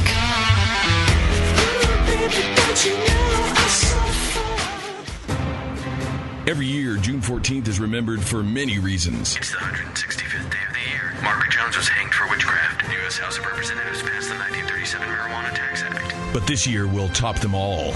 I'm getting my fancy Bavarian pants let out. I've had one too many sausages. It's the Brewing Network's 3rd anniversary party. Oh, this thing is going to be working. John, does it work? Yeah. Is it working? You gotta press the red button. I did press the red button, John. I just wanted to tell you all out there in Radio Land that I will be at Downtown Joe's in beautiful Napa's for the anniversary party. I will definitely be at the anniversary party this year unless something comes up that's cooler to do. Okay, while John is not here, I'm going to the anniversary party. What? What are you... Nothing. Take it off. No. Go back to work. Come celebrate 3 years of live beer radio at Downtown Joe's in Napa, Saturday, June 14th. Don't miss it. Be there.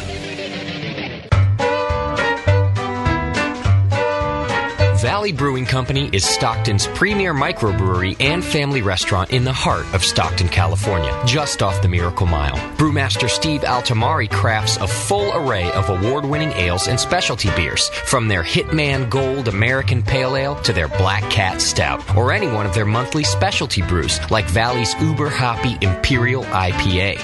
And the best part is, you can now purchase kegs of Valley Brew to take with you from their all-new 30-barrel brewery, now open in Stockton. So pick up a keg and get a taste of one of California's oldest brewing traditions.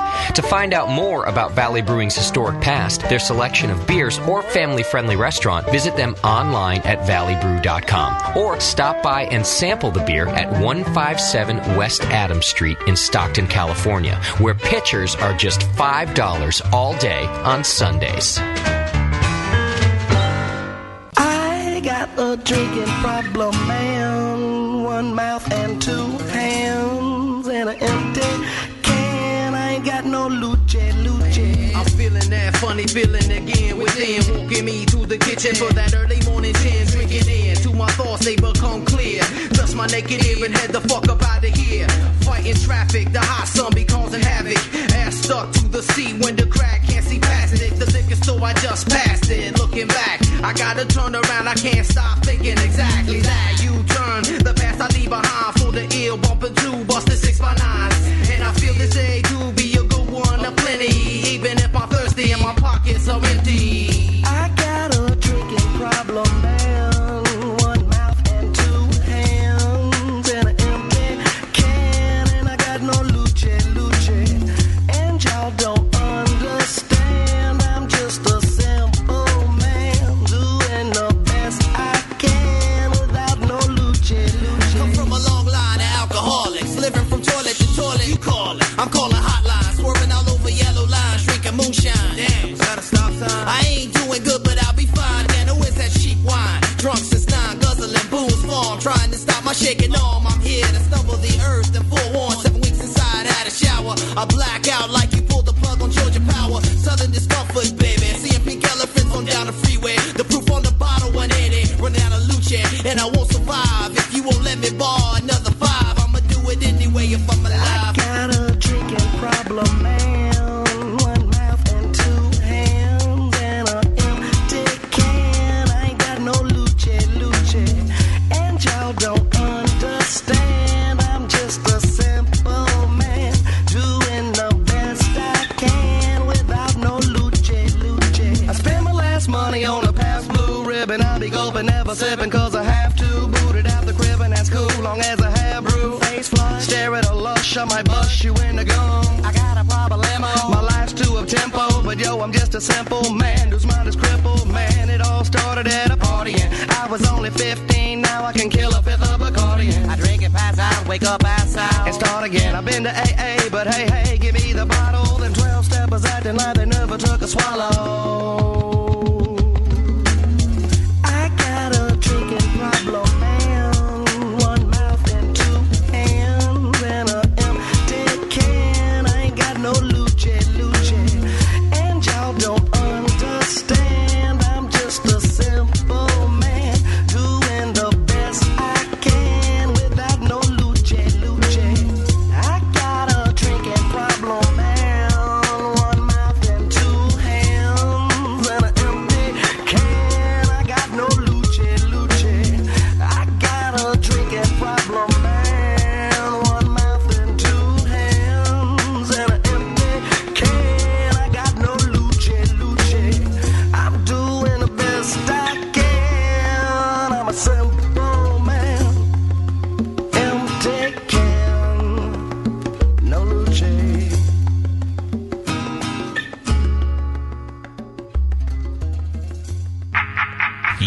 listening to the Brewing Network. Because like beer, radio shouldn't suck.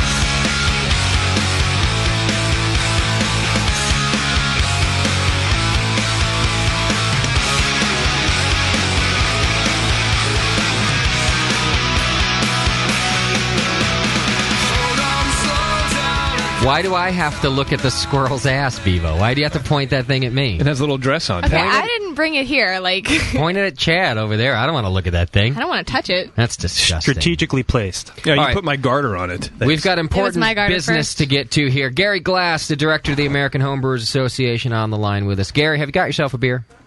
I do. Ah, wonderful. What'd you get? Yeah, much better now. Coors Light. Rocky Mountain goodness. What are you having, Gary? Dale's Pale Ale. Oh, very nice. Good. Out of the can. Well, yeah, I'm not drinking straight out of the can. But it started in the can. It came from a can, yes. That's He likes it in the can. Yeah, Gary likes it in the can, so good for you. All right, Gary. Well, I'm glad you could make it on the program with us. And if anybody doesn't know Gary Glass, you should. He's one of the nicest men in homebrewing, I got to tell you right now. And he's the director of the American Homebrewers Association. So he's the guy who, he really makes it happen. And all those memberships you guys have been buying, and all that Zymergy magazine that you enjoy. Gary's the man behind it with his staff over there. And if you got any questions for him, you can call us. You got to use Skype right now. I got Gary on the phone, or just pass them along to Bevo in the chat room. PM me if you're going to ask questions, because if you do it in the chat, I'm just going to lose you. All right, there you go. So you can ask your questions.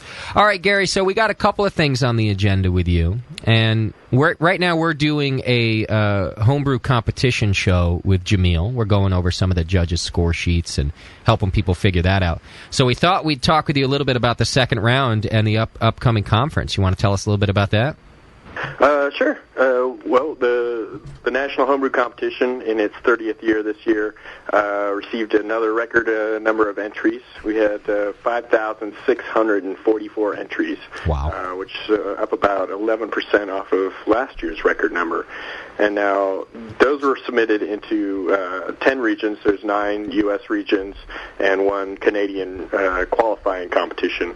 And so the first, second, and third place in each of the categories from those 10 regions goes on to the second round of the competition, which is judged at the National Homebrewers Conference. And I think we've got something a little over 800 entries that have qualified for the second round. Big challenge to judge, but these are the best of the best beers in homebrewing right now. So it'll be some really outstanding beers that are getting judged there in Cincinnati at the National Homebrewers Conference in June. Should have been 801. JP, tell you that much. JP's still bitter, Gary, that he didn't make it to the second round. Don't mind him. Yeah, I know you've been trying for a long time, haven't you? Yeah. No, you made it to the second round last year, didn't you, JP? Yeah. But no medal. No. Gary, what do you think the chances of Jamil taking Ninkasi number 3 this year are? I would say those are pretty good. He did very well in the first round. He did, didn't he? Kristen England. I said it earlier several months before on the forum, and I'm telling you now. That's your Kristen prediction? England. That's my prediction for Ninkasi this year. I think I should be like a homebrewing bookie, and I should start a pool and see if we can pick Mr. Ninkasi this year. As long as I get a cut, I'm in for that. Don't have Chad be your enforcer. You'll send him to break some kid's legs, and he'll forget. He'll forget. Yeah. Well, that's a pretty impressive turnout in terms of people entering the competition. I think Gary makes a great point about the caliber of beers that have to be judged at round 2. So let me ask you a little bit about the caliber of judges then, because here you have all these beers that have beaten out a ton of other beers. You got to know what you're doing to pick the best of the best. How do you guys figure out who's going to judge?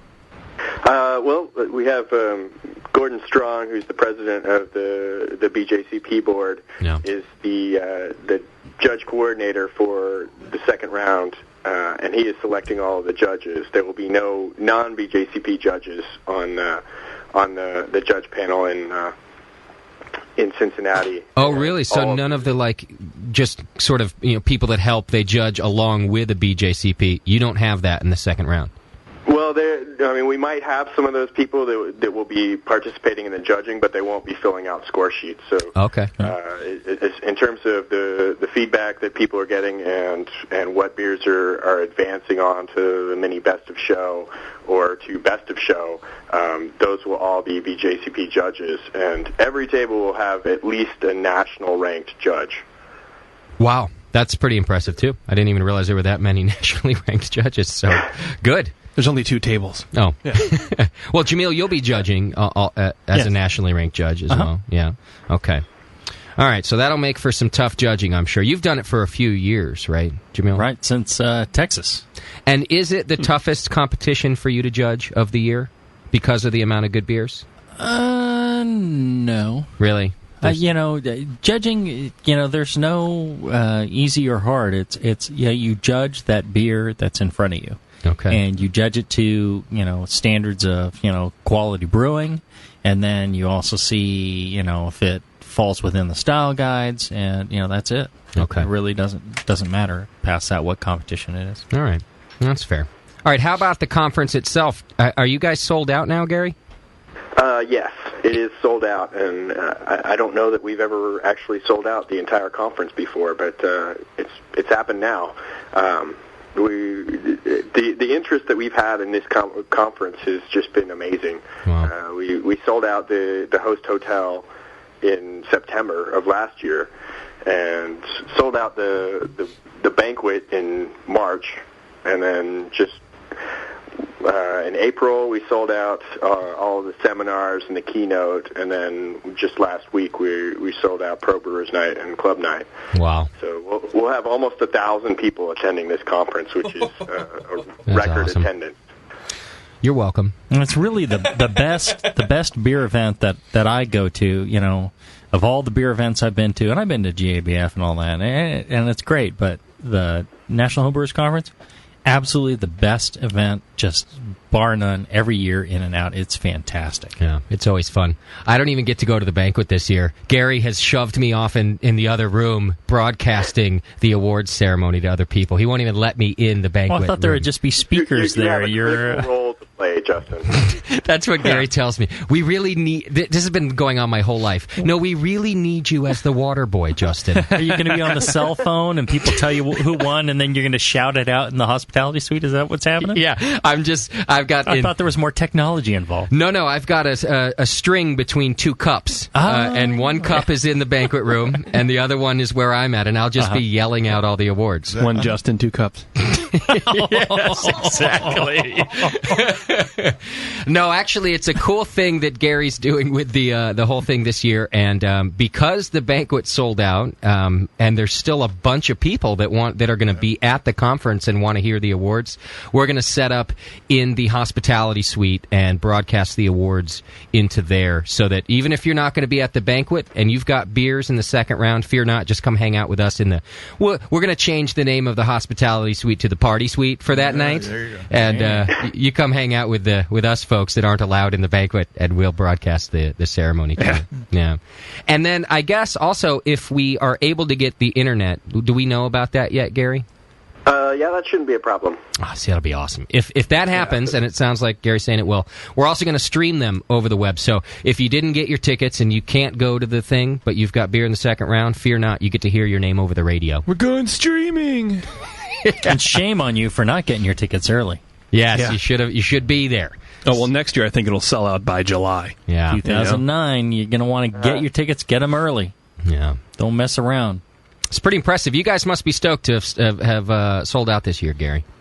Yeah, it's really exciting. I mean, but at the same time, I would like to be able to accommodate everyone, and unfortunately, we just don't have the space to do so. Yeah. We booked a hotel that would have been adequate for any of our previous conferences, but we just, for some reason, Cincinnati seems to be a hot place to be. Huh. Well, they had that cool radio station there in the 80s. That was cool. That was WKRP. Yeah, that they did. Do you think, and this is a serious question, do you think that it is the city itself, or is it kind of the central location that people can get to? Why would you say it's so popular? I think there's a few factors going on. I think for one, the local committee that's working on this is doing a really fantastic job, and they lined up a lot of great speakers, as well as some really cool pre-conference events, and they've been working very hard. And they had a great presentation at Denver last year's conference, and last year's conference was a phenomenal success. Everybody had a really great time, and so I think there was a great vibe coming off of Denver last year, which led a lot of new people to decide they wanted to check it out. And Cincinnati is a very central location for the East. It's close to the Eastern Seaboard as well as much of the Midwest. So a lot of people from a lot of the country can drive there. So the location definitely has helped us out with that, I think. But I really do think that it has a lot to do with the success of last year's conference. I think you're right. I was at last year's. We all were, except for Tasty. You missed last year, didn't you, buddy? Yeah, I did. Had it's another. Too bad. And it was really a great conference. Fantastic. It was put together. I went to Florida as well, which was also great. But there was something different about last year. It went so smoothly. People were so excited, having a lot of fun. And I think you're right. By the time the banquet came around, everyone was just having such a good time. And when you announced Cincinnati and said, hey, you could go ahead and book your rooms now, it seemed to me that people pulled out their cell phones right then to book the room. Everyone who was there last year wanted to go again. I booked mine within a week. I think you did it on the way home. I did too. I had mine. I was like, I'm not missing out on a room. I'm not missing out on this. No. Yeah. I'm getting mine early. Right. The heck with the rest of you folks. No, I think you're right about the buzz. So, okay. Now, the other thing that we wanted to talk about, Gary, is some of this interesting legislation that's been going on. And I get the Tech Talk newsletter. If you're a American Homebrewers Association member, you'll get this as well. And it's a daily email that you can ask questions in and post topics. And over the last, I'd say, couple of months, there's been some really interesting things you've put in there, Gary, about legislation. You want to talk about that? Sure. There are currently 5 states where homebrewing is not yet legal. Those would be, if I can remember off the top of my head, Mississippi, Alabama, Kentucky, Utah, and Oklahoma. Okay. And it's been a long time since we've had a state that legalized homebrewing. Several years at least. And early this year in January, I was contacted by a homebrewer in Utah. And actually, he'd contacted me at the end of last year. His name is Douglas Worozinski. He's actually a law student at the University of Utah. And he was asking me about, he had just found out that homebrewing was illegal, and he was asking me some questions. And so I sent him some information. And he contacted his one of his representatives, Christine Johnson, and she actually sponsored a bill. And it was pretty much that simple. He took some of the materials that I had from the last time they had tried to legalize homebrewing in Utah, and he passed that on to her, and she agreed to sponsor a bill. And so I actually went out in February and testified on behalf of the bill. And we had AHA members calling in to the members of the Government Affairs Committee that was overseeing the bill. And partly as a result of that, and partly as a result of testimony by myself and several of the homebrewers, it did manage actually to get out of committee with a favorable rating and was actually passed unanimously. And went on to pass the House, too, which was pretty significant. It ended up in the Senate, and unfortunately, due to, I think we had the votes in the Senate, but unfortunately the bill did not pass because it didn't go to a vote. The Senate pretty much killed all House bills that they hadn't considered at the end of the session for unrelated reasons, retribution for something else. I see. But that's very exciting. We were in a position to actually get the bill passed. Anytime you're dealing with state politics, it's very frustrating. There's a lot of things that have to be done. They have to go through committees. They have to then go to votes, and they have to go to another house. So it takes a lot of time. And so it's not surprising that we didn't get it passed, but to have come so close was really a huge step for Utah. Okay. I feel very confident that if we can get the bill introduced at the beginning of next year's session, that it has a very good chance of passing. Well, and you've already got the person who wrote the bill ready to do it for you, I assume. So right, and Representative Johnson has said that she would sponsor the bill again. So great. As long as she gets reelected, we'll have somebody to sponsor the bill. All right, if you're in Utah, make sure that you are voting for Representative Johnson this time around. And here's the thing that everybody should take away from this. I know, a lot of this information may seem dry, but the AHA, the American Homebrewers Association, is the only organization out there that's actually looking out for the interests of homebrewers. Yeah. No other organization is doing anything to help you maintain your rights as homebrewer or, gain rights for homebrewers in states where it's illegal. Yeah. So, if you think that's a good thing, and I certainly do, you want to, sign up and be a member. Be a member every year. When it comes time to renew, you better renew. Yeah. Because do you like homebrewing? Well, this is, the only organization that's looking out for you as a homebrewer, and I think it's really important. So nobody else is going to bat. Yeah, support that organization if you like homebrewing. All right, what else has been on the docket this year, Gary? Well, we had a bill for to legalize homebrewing in Alabama. It was written by an AHA member named John Little. He worked with some of the people with Free the Hops that are working on a bill to increase the allowable alcohol in Alabama in beer. And he's a lawyer, which is always helpful, having somebody who knows the law. And he was able to write a bill and get and Free the Hops was able to get a sponsor for it. We did get that passed from the committee that it was originally assigned to in the Senate, but it didn't go to a vote over in the overall Senate, mainly because the Senate spent many legislative days discussing bingo. Really? Bingo? Yeah, bingo. Because it's gambling or something? Yeah, it was somebody had an issue with gambling, and so there was a filibuster in the Senate, which killed a lot of time.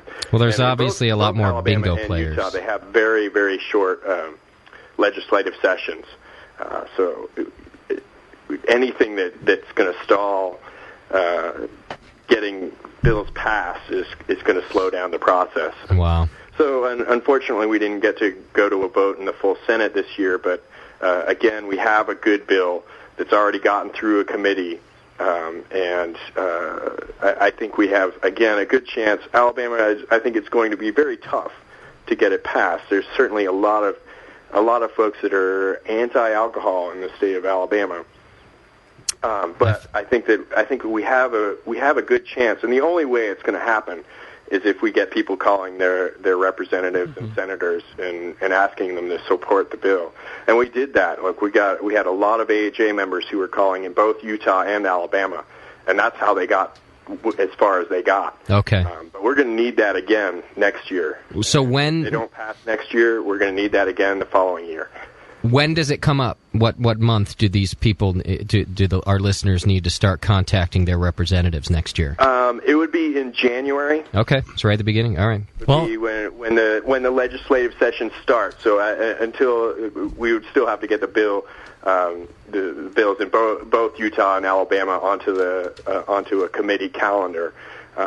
So what we do is we'll email out an action alert to all of the AHA members in the state, as well as all of the homebrew supply shops, any homebrew club emails that we've got, and we usually send it out to all of the breweries that are members of the Brewers Association, and encourage them to send it out to their lists as well. Okay.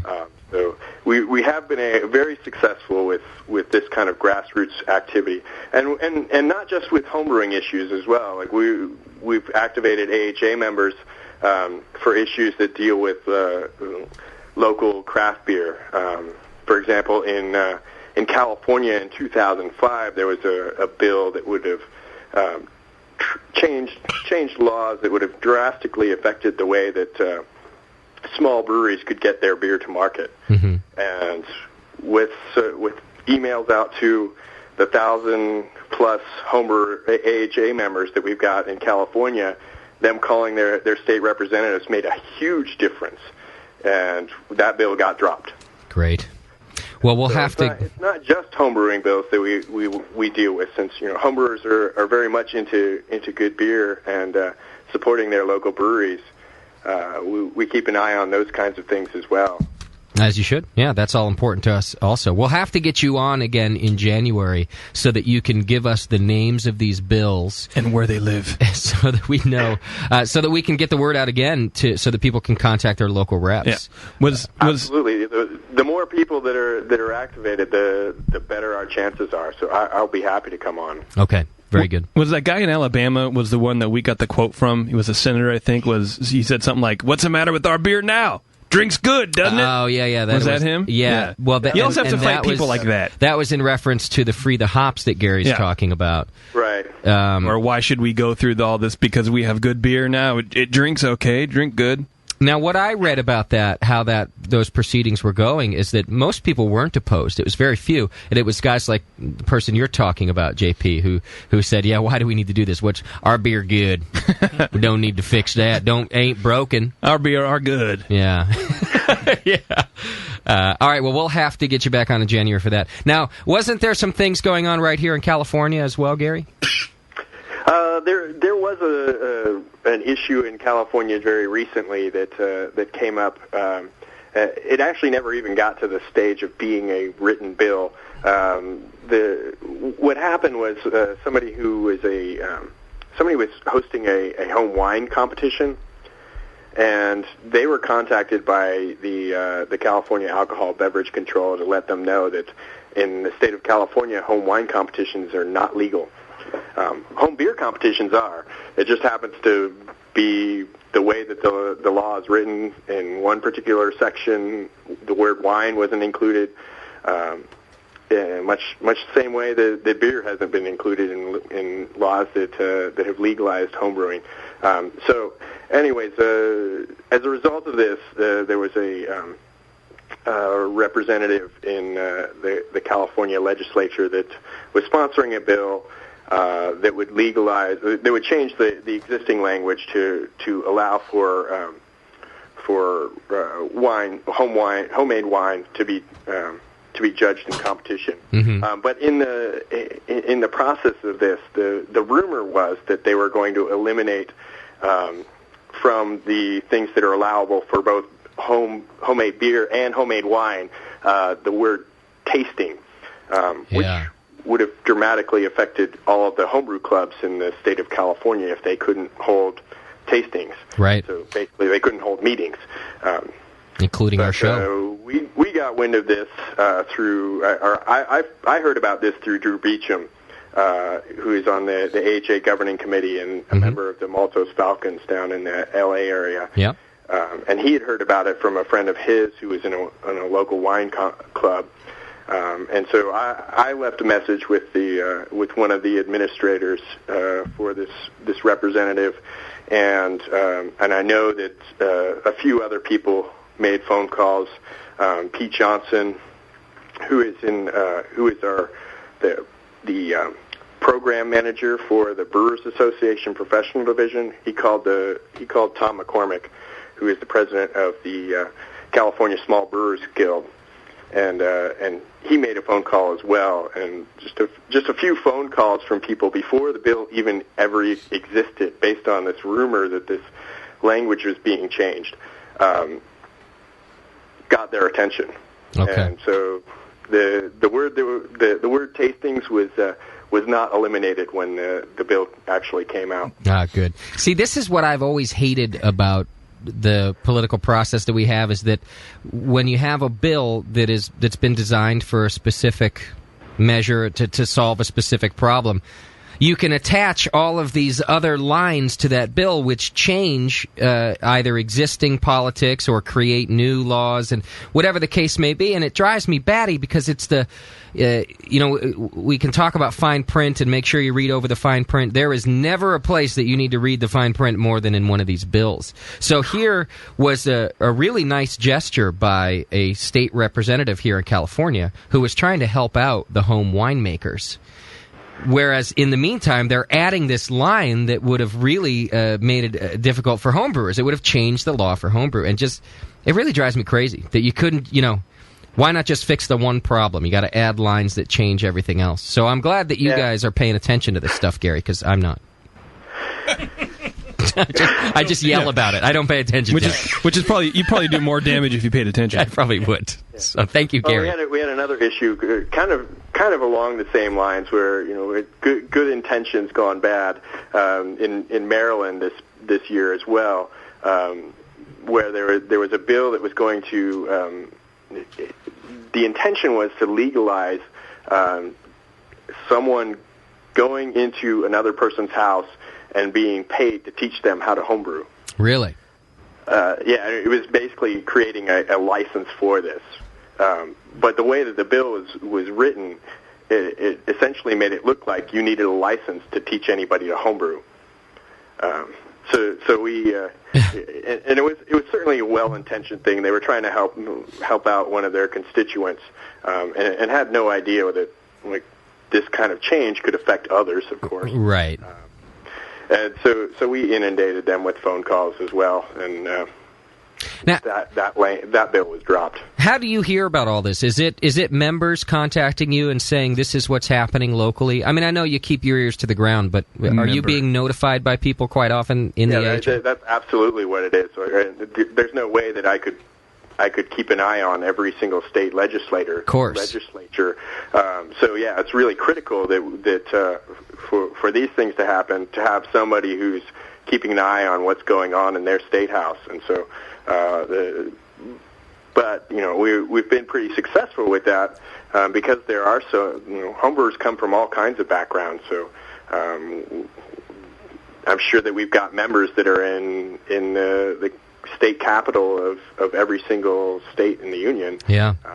So thankfully we've got some people looking out, but certainly anybody out there who comes across any kinds of issues like this, please contact me, because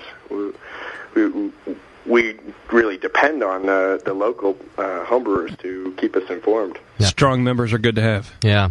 All right. Thank you, JP. You want to give out your email address and contact info so people can do that, Gary? Sure. It's Gary, Gary, at brewersassociation.org is the email address, and the toll-free number is 888-822-6273. All right. And then, of course, you can go to beertown.org and click on the homebrewing link, and you'll get all the contact information you need right there, too, and you can look at what's happening. And we do have a section in the homebrewing area that called legalization. If you go down on the links that are on the left-hand side of the page, that has a list of all of the laws pertaining to homebrewing in the United States. Okay. All right, great. Now, let me tell you this. I've got questions in front of me from our listeners, but it looks like a lot of them are about the second-round competition and things revolving around the second-round competition. And if I have too much barley in a beer, are you going to hold that against me? Well, they're more sort of the ins and outs of how it goes, and I'm not sure you're the guy that I should direct these questions to. No, Gary helped me get my second round entries there. I admit it now. The whole reason I'm doing well is because Gary's the guy. Gary's my buddy. I got the in. Yes. But these are not your topics, are they, Gary?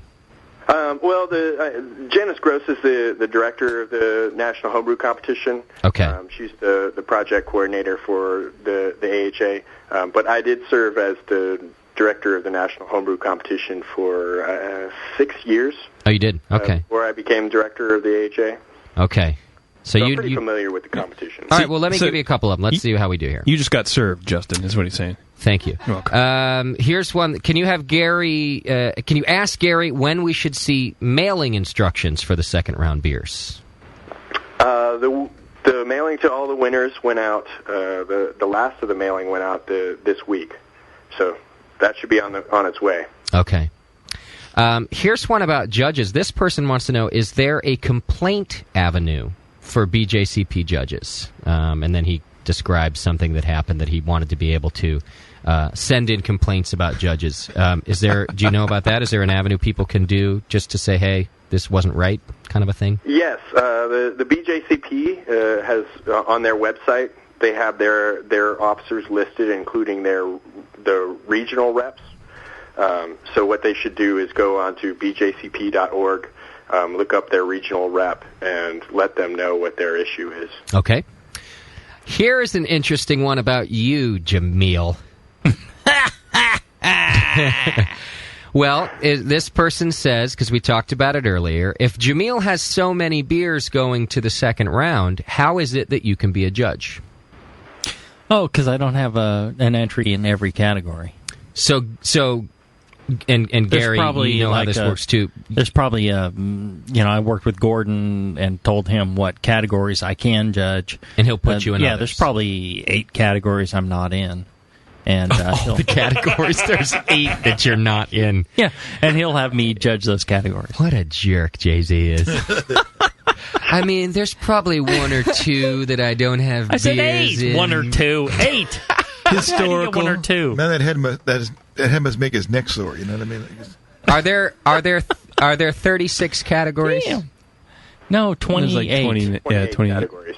And you're not in 8 of them. Yes. Okay, Mr. Ninkasi. I honestly have never figured out how it is that Jamil has the time to do all this brewing, because I know. we try and keep him really busy in his role on the AHA governing committee. Right. Here somebody asks, is there anything in the works to arrange tours of the Boston Beer Company in Cincinnati? Do you know the answer is no. They don't do tours of the Boston Beer Company, and I actually went on a personal tour, just one-on-one with one of their staff people, and there's a good reason they don't do tours. It's a very industrial building where it really would be very difficult to do an organized tour. It's actually would be kind of dangerous to do, and so they don't do that. It's in the ghetto. At that location. Well, I figure in Boston, but not the tour. We'd fit right in. Gary, Mike McDowell. I figure after Jim gives the keynote address, we'll commandeer him, and we'll make him give us a tour. I can do that. We just need to get the buses out. We just need to have the buses ready to go. Yeah. You go up, say, "Do you know who I am? I'm Tasty McDowell. What's the matter with you?" That's right. Jim will probably say, "Are you kidding? I don't even go to that place. It's dangerous." Really? It's too hot. It's a nice brewery, but it's definitely it's a very old brewery, and it was not designed around accommodating people who are not staff of the brewery. Okay. All right, and then last question. You're going to think this is my question, Gary, but rest assured it's not. This came through from a listener. What cities are being considered for next year's, for 2009 NHC conference? Can you tell us that? Well, we don't actually announce the cities for in advance of the previous year's conference. So you're going to have to wait just a few months. We do try and move them around the country. So if we're in the east one year, we'll try and move it further west. Okay. Another year. So. Will you announce it during the awards ceremony like you did last year? Yeah, we'll announce it. There'll be an ad for the 2009. Yeah. Trying to Good figure beer. out what year it is. Yeah, you and me both. People will know as soon as they get to the conference because we'll have signage for it and all that. Okay. And if you're not attending the conference, you'll hear it over our broadcast of the award ceremony. So you will find out the week of June 18th. And you guys will be the first to get your rooms, too. Yeah, that's right. That's true, because while all of us schleps are sitting in the banquet Well, and me in the closet across the hall. Watching Jamil walk up to the stage, category after god-awful category. I'm not going to be there to give you a big hug this time, Jamil. What are you going to do? I'm going to be in the other room. I'll cry and hug myself. Gary, you're going to have to hug Jamil for me. Give him a hug. I always do, yeah. Very good. Awards or not, he's a winner in my book. And the little go-get-him tiger right on the rear end. He likes that. I'll leave that for you, John. Okay. Our secret. All right, Gary. Well, listen, I'm really looking forward to it. I think it's going to be a fun year. We here at the Brewing Network have a lot of really cool activities planned that we're going to do while we're there for attendees, and I'm looking forward to working with you guys on this. So thanks for coming on the show and talking to us about it. Yeah, absolutely. My pleasure. All right. So you're back on then in January. We got to make sure we do that. Chad, write that down in whatever you write things down in, that Gary's on in January to remind us about legislation and get people active. Of course, you want to sign up for the American Homebrewers Association, become a member, and you'll get the daily email that comes out, and you'll hear about this stuff directly. And other than that, Gary, we'll talk to you at the NHC, my friend. Yeah, I'll certainly be there. All right, go have another beer and get back to tiling. Yeah. I sound like your wife now, don't I? I guess watch TV then. Lower voice, but other than that, yeah, you're right. Scarily, just like her. Weird. Well, she has a great broadcasting voice then, Gary. Good for her. All right, Gary, we'll talk to you soon. Okay. Take care. Later, Gary. All right. You too. There you go. The great Gary Glass, director of the AHA. He's a cool guy. I'm telling you. He's a great guy. He is the nicest guy in homebrewing. Absolutely. Hands down. And his wife, Erin, is like the greatest, nicest woman. Yeah. I don't think I've ever met Erin. She's wonderful. Yeah, Really. she's cool. She's great. She's so nice. I can't think of a better pairing than Gary and Erin. Nicer than Doc's wife? Sorry. We don't have to answer these questions. Yeah. I plead nicer to who? Nicer to me? Yeah. Hopefully. Yeah. We'll discuss that off air. Yeah, exactly. All right, but Gary at brewersassociation.org, or just go to beertown.org and you can search around. You can find all the contacts you need. Janice Gross, if you've got questions about the competition like you did, and anything else. And too bad for you if you didn't get a ticket this year to Cincinnati. Neither you lose. Yeah. Sign up early. Yeah. Sign up and get yourself in the next conference, 2009. You're going to want to do If you that. haven't been to one, it's just you ought to go just once every 4 years or something like that. It's really pretty impressive. Tell you this, as soon as it's possible to sign up, we'll post on the Brewing Network forum. Okay. Instructions where to go to sign up. Okay. Inside deal. You get yourself signed up quick before it sells out. Yeah, we'll have to do that. Because It'll sell out again. This is going to start a trend. 2009 will sell out. I'm It only thinking gets 2009 better. will be worse. That's what I'm thinking. You think so? It'll have more capacity, but It'll sell out. It'll sell out. It's pretty impressive because in previous years they've certainly sold out certain portions of the conference, but not sold out every bit of it, and that's cool. I can't I can't emphasize enough. It's the one event I wouldn't miss. Yeah. All right, we really have a lot to get to, including some more beer drinking to do. I think I'm going to fire Shat in the next segment. Not that you're not doing a great job, Shat, but you got a producer. It'll be funny. You got a producer nipping at your heels, man. Maybe we'll talk to her when we get back on the air. Plus, Jamil's got some more tasting to do. We're going to evaluate your score sheets and then call it a night. After, of course, we discover who our drunk of the week is. I think we have to turn in Shat's new, my first producer / coloring book. We'll be right back here on the session. Stay I love tuned. you, Chat.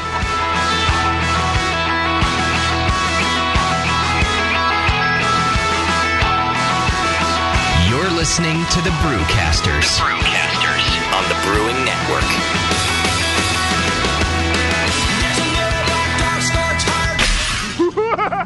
Oh, crap. It's the hop shortage. No, not the organic free-range oyster Russian Imperial Coffee Stout. It's all gone. We'll never brew again. Damn this hop shortage. Damn it to hell.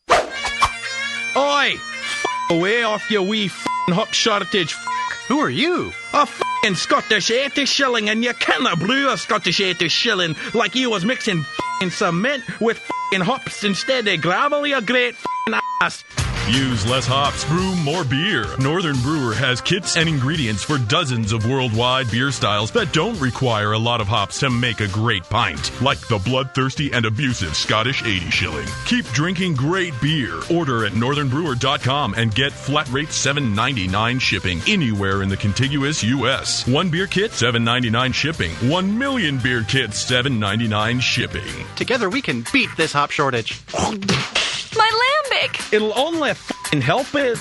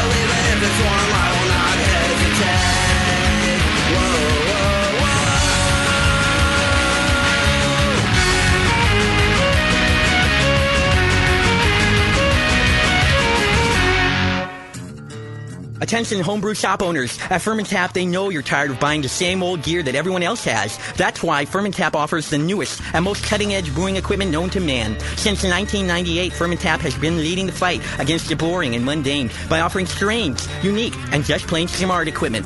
Like their stainless stone false bottoms. Never deal with the floating plastic hassle of other false bottoms again. And since they're made from stainless steel, they'll last a lifetime. Fermentap's line of copper wort chillers are the best on the market, designed to cool your wort faster and more efficiently than other immersion chillers. They actually invented the equipment to make these chillers not only work great, but look great too. How about a fantastic line of ingredients, including vanilla beans, sorghum extract, blue agave extract, hot bitterness extract, unique wine yeast, green coffee beans, sake kits, all stuff you can't find anywhere else. Fermentap carries all the standard products and equipment you need as well, such as all grain systems, stainless hardware, kettles, carbonation stones, you name it, they've got it. Fermentap's entire line of products has been helping retail shops meet the demands of their customers for nearly 10 years, and they want to help you too. For more information, see them on the web at fermentap.com or call Jason at 1-800-942-2750. Fermentap, better beer through innovation. Wait till you can pour it out of your own kegerator. Yeah. I mean, your friends will look at you with awe. And it's just hot. It is? It's so super hot. The home of live beer radio. TheBrewingNetwork.com. Because like beer, radio shouldn't suck. You're listening to The Session.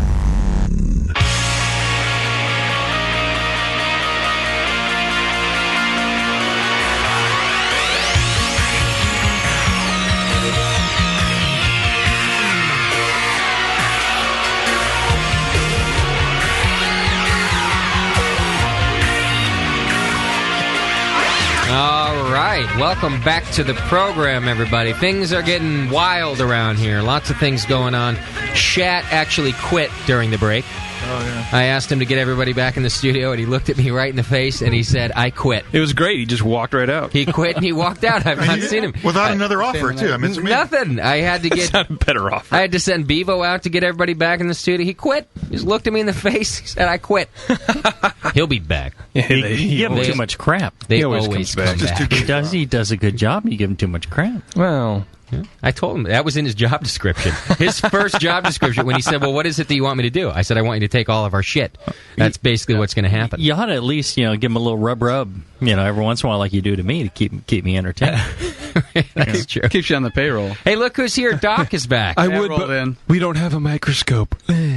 What's happening, Doc? Oh, not much. Spent the day over at Paxie's house. Brindleson over there, and nice. Had some beers and some drinking. Nice. Brewing? No, just a barbecue and a few beers. And hanging out? Yep. Where's the wife? Left her up there at Sonoma Mission Inn for overnight. Nice. I gave her that for Mother's Day. So you got to pick her up tomorrow? Yeah. Tomorrow evening. You got the boys, or next week. Yeah, I got the boys. They're around here someplace. They're probably out drinking shots with they're out working they're doing keg stands with the Schumans. Yeah. Oh, man, how I would love to walk out there and see little Parker upside down on a keg. I'm kind of afraid to even go out there. Yeah, just stay here, Doc. Don't worry about it. Really? You don't want to see it? Well, have you got a little time? Very little. Parker's not feeling so good, so I told him we only stop here for 15, 20 minutes. You sit in on one tasting with us? Yeah, I can do that. All right, so we're back to that. Jamil is doing homebrew tastings for you. You've sent in some of your beers. We've got your score sheets. We're getting back to that. It's going to help you decipher what the judges had to say, see if they were right or wrong, and what you can do to fix the beer. So that's the rundown, Doc. And you're going to be helping Jay-Z and Tasty do the same thing. Considering it needs fixing? Yes. I got a good one here.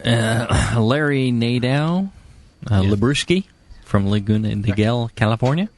He's got an American Pale Ale, which is going to be going head to head with Tasty McDowell. In the second round. Bring it on, bitch. Tasty? Good job, Tasty. I'm up for it. Throwing it down. He's ready. That's the kind of stuff he says to me all the time. Come on, bitch. And then he does. So. All right. That's why I get second place. Larry got an overall score of 40.5. Oh, that's a fine score, Larry. Nice. Tasty only got a 37. Yeah, mine only got 37. Really? Yeah. Again, what's the range of a low, medium, high score? High score, well, it depends. Anything mid-30s and above is okay. Okay. That's a decent beer generally. When you get mid-30s and below, it's, starting to be... And if you're in the 20s, it's like... Me. It's all right. No, I think you've done better than that. Thank you. You should be targeting high 30s, low 40s for everything you do, and then it should fluctuate. And you should hit some high 40s, and you might hit a few in the low 30s or mid 30s. Okay, but that's where you should be. All right. The interesting thing about these sheets. All right, so one is a guy named Harold Gabranson. Who's that guy? Yeah, my buddy. So if you see Harold Gabranson on a sheet, all right, it's all absolutely true. Yeah, good judge. Harold's excellent. I think that he really knows his stuff. Any judge can have an off day and can make a mistake. I can. Any judge, Harold can. Anybody here can make a mistake in evaluating a beer. But I'll tell you, more times than not, Harold knows exactly what he's talking about, and what you're reading is exact and correct and true. Okay. So they talk about the the hop aroma, the malt, and actually one of the things that I think is a bit of a flaw in this beer is warmth from alcohol, and Harold mentions that here, and he dings at a point for that. Well-balanced APA, wonderful hop profile, supported by bready caramel. I could drink 3 pints of this. Well done. The funny thing is, I was comparing this to Tasties, and I was thinking, this example, I could drink three pints of this. I really could. But Tasties, you could drink 4. He's already drank 3 pints. So we don't know yet. I could drink 10. Nicole wants to know. Nicole, come up here. Come up here to the desk. Move your chair. Shat quit at the break anyway. Shat, are you back? Yeah, get out of here. Shat, are you? No, I don't want you to give up your seat, Shat. Come back here, Shat. I quit. Shat really quit. I love you, chat. Nicole, you can have that seat. So this is really well done. I'm getting hammered. This is really well done. The only thing is, and the interesting thing is, I have Tasty's beer that he's entering in the second round. I got it in a cup. I've been drinking it all night. I got it right here. And the thing about Tasty's is it's a little bit of a cleaner beer. Mm-hmm. It's got a slightly drier finish, a finish that, again, I could drink 10 pints of this thing. The other one, it's got a little sweeter finish. It's got a little, more of a malt. There is a little odd note in the aroma when you first pour it that may ding it in competition. It depends. It also has a really interesting malt character to it that Tasty's doesn't. And I don't mean that your beer's not interesting, Tasty, but do you know what I mean? It's a different, and I don't know if I don't want to call it caramel because I'm not sure that's what I'm picking up. There's some caramel, there's some biscuit, and a little slightly wordy. Okay, yeah. But Tasty's really well fermented. It's fantastic. I could I could make this my everyday beer. Doc, you comments on this beer? The first thing, the aroma is real strong, real clean. I get a little bit of the alcohol coming through. Yeah, a little too much alcohol for American Pale Ale. And it, the beginning and the middle is really nice. And the very, very end, the last thing I taste is almost a vinyl kind of. It could be just the cup I'm drinking out of, but it maybe not. It's very pineapple-y. And you shouldn't use that vinyl seat cover as a drinking implement. I just got the new Black Crowes album on vinyl. Oh, cool. It's all vinyl. Just thought I'd let you know. I just got some new underwear in vinyl. Thanks for that. Whatever lingers on the tongue is the very last thing. I know. Everything else goes away, and it's just there. Otherwise, it's a really nice beer. So accurately commented scores on this one, Jay-Z. I think the scores are accurate. I think the score that wasn't accurate was the score that Tasty got in the first round. Oh, okay. I think that's a good 46 point beer. The one that I'm in defense of the judges. When you put a beer in a bottle and you ship it somewhere and it sits for a week and then somebody judges it, in some environment. You really don't, you don't know what that is. So you really can't bitch and whine too much about the score sheets. The time you can complain is when somebody doesn't give you information or talks about something other than what they detected. If they give you what they detected, that's what they detected. That you really can't argue with that. Sure. The thing is, it changes over time. There can be a lot of impact. But the beers I'm tasting now, that's the thing. And here's my prediction on the competition. One is, it really depends if people pick up that vinyl and the warm alcohols and ding this beer for it or not. The chances are that this beer will make it into the mini best of show. And chances are Tasty McDole's beer may not make it in the mini best of show. Okay. And the reason is this. As people go through and they judge a lot of these things, they tend to think, check mark hops, check mark malt, check mark this, check mark that. Yeah. Right? And they don't really look at the overall picture. And really, what you should be looking at is, all right, does it kind of fit the style? Could I somehow justify this as being in the style that we're judging? It doesn't matter if it's kind of on the extremes or whatever. It doesn't matter. All right, it's within the style. Then great, you're there. Consider that done.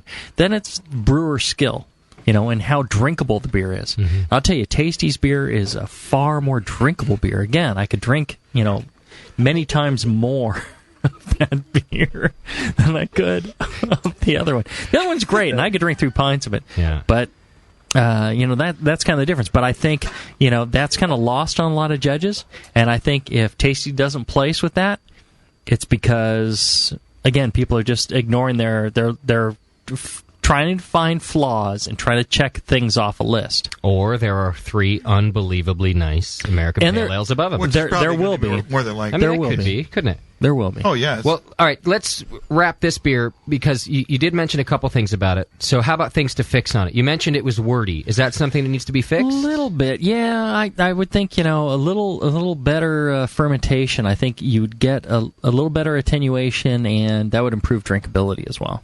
Okay. I think that's the thing to check off on it this. needs to ferment down a little further. Yeah, I think Tasties is better fermented. If you tasted this beer, if it was your beer, and it fermented out, and you tasted it, and this is what it tasted like, is there something you would do to it to get it to go lower? Could you do anything, or that's it? It's done right now? No. Let's say before he bottled it or anything. Here it is. It's in the carboy. You make yourself an active start or something. Fermenting, not just pitch a tube of yeast, but something actively fermenting. You could add it and pull it down a few more points. So you can still pitch again. Okay. Oh yeah. All right. Yeah. Okay. So it's not. I guess what I meant is it's not over with once it's fermented out. You could still fix this. Right. Okay. Well, it's fix this. It's there's certainly not a bad beer. No, but they want to know how to make it better. So that's all we got to be nitpicky. I think being nitpicky, and if you really want to have the best to show beer, I think it needs to attenuate a little bit more. I think it's a little bit wordy, and I think Doc's getting the vinyl. I'm getting the warm alcohols. I think fermentation temperature might be an issue, or again, the amount of growth, or you got to mess around with all those parameters. It's not all about pitching a huge amount of yeast or pitching or get lots of alcohol or lots of oxygen. All those things affect it. And it's all kind of a balance. But those are the two issues to look for. Okay. All right. So Doc, I don't know if you have time. I got a message from Bevo, somebody in the chat room. Junket. You have Junket's beer, Chad? Yes. He has a Belgian strong dark. If you don't have time, Doc, it's okay. He's just requesting us that we taste it while you're here because he thinks it competes with one of yours that's in the finals. Okay. That's going to the second round. So I don't know if we've got that to do. Is that what you've already poured? No. We've got an American Amber up. Let's do this one. This is also Larry's beer, and then we can jump forward to one of those Belgian strong darks. You got time for that, or you got to run, Doc? Oh, it's getting close. I got to get the kids home. Okay, that's all right. Don't sweat it. Sorry, Junket. We'll get it tasted, but not against I want to stay, but I got one kid that's not feeling so good. I promised him we'd only stop. Get rid of him before he gets everybody else sick. He's feeling sick. a little upside down. Yeah. The Schumans were carrying the kids around by their ankles a couple minutes ago in the studio. So dangling. All right, no worries. Chances are they're feeling better, though, after playing with the Schumans. Have you really considered what the long-term damage of letting your kids hang out with the Schumans Until are? the infection carries. Until the rash shows up. You need to run. Yeah. Run screaming. They're fun for the night, but boy, does it hurt when you pee the next day. Oh. Well, you could go ask them, see how they're doing. All right. And maybe we can get no pressure or anything. No, the thing is, they're going to tell their mom where we stopped, how long we stopped. And they were upside down. See, there's the problem. You tell them how to tell time. That's right. Once you they can't understand how to tell time. can't have the don't tell. This is between the boys talk. Nah, because then if they spill it, and then they spill it also that I told them not to tell Mom, I'm in double trouble. Daddy told us not to tell you. That would be great. Not for you, but for me. I've gone. Should we tell Mom? You know what? I'm leaving this one up to you. Right. I think it's a bad idea, but I'm not telling you either way. All right. Well, let's go through it. If he's still here when we get to the next beer, Jamil, then we'll get him back in. All And right. if not, then no worries. What do we got here? Got American Amber from Larry as well, and this one got a 35 points, and one judge scored at 37, one judge scored at 33. And the interesting thing is, John, I know John, and another national judge, Southern California. And here's the problem I have with what he wrote on this and how he dinged it. He wrote, wonderful use of caramel, layers of malt complexity. I'd cut back just a bit on roast. Other than that, no changes. Excellent. With American Amber, I expect an American hop flavor, just not getting it here. Wish they would be more in abundance and of American origin and flavor. Bittering hops, okay. Good clean ferment. Nice use of soft water. Kept beer smooth. GMS does come through though. Needs longer, hotter boil. All right, so with those comments, excellent, and this, that, and the other thing, you wouldn't think it would be a 33. It also tastes really nice too. Yeah, you'd think it'd be a much higher. So I think his scoring was off. Although his comments were on. I mean, you'll taste it. Sure. So I see what you're saying. His scoring's off, but his comments are on. His comments are on. I think his scoring's off. Now, but again, could that be the case of the other judges talking him down? Doesn't that the other happen? judge had 37. I see. And no corrections on this sheet. Okay. And people afraid to give the high scores. Actually, John had a lower score and raised it up. He caved. He had 31 or something like that. He brought up 2 points. And so, and here's the thing, and I know John, he's an excellent judge, he knows what he's doing, and again, his comments are on, I think his score's low, but here's the thing, don't really focus so much on the score, because the score between, one set of judges and another set of judges, it's that moment in time, that flight, that pair of judges, and what really matters is,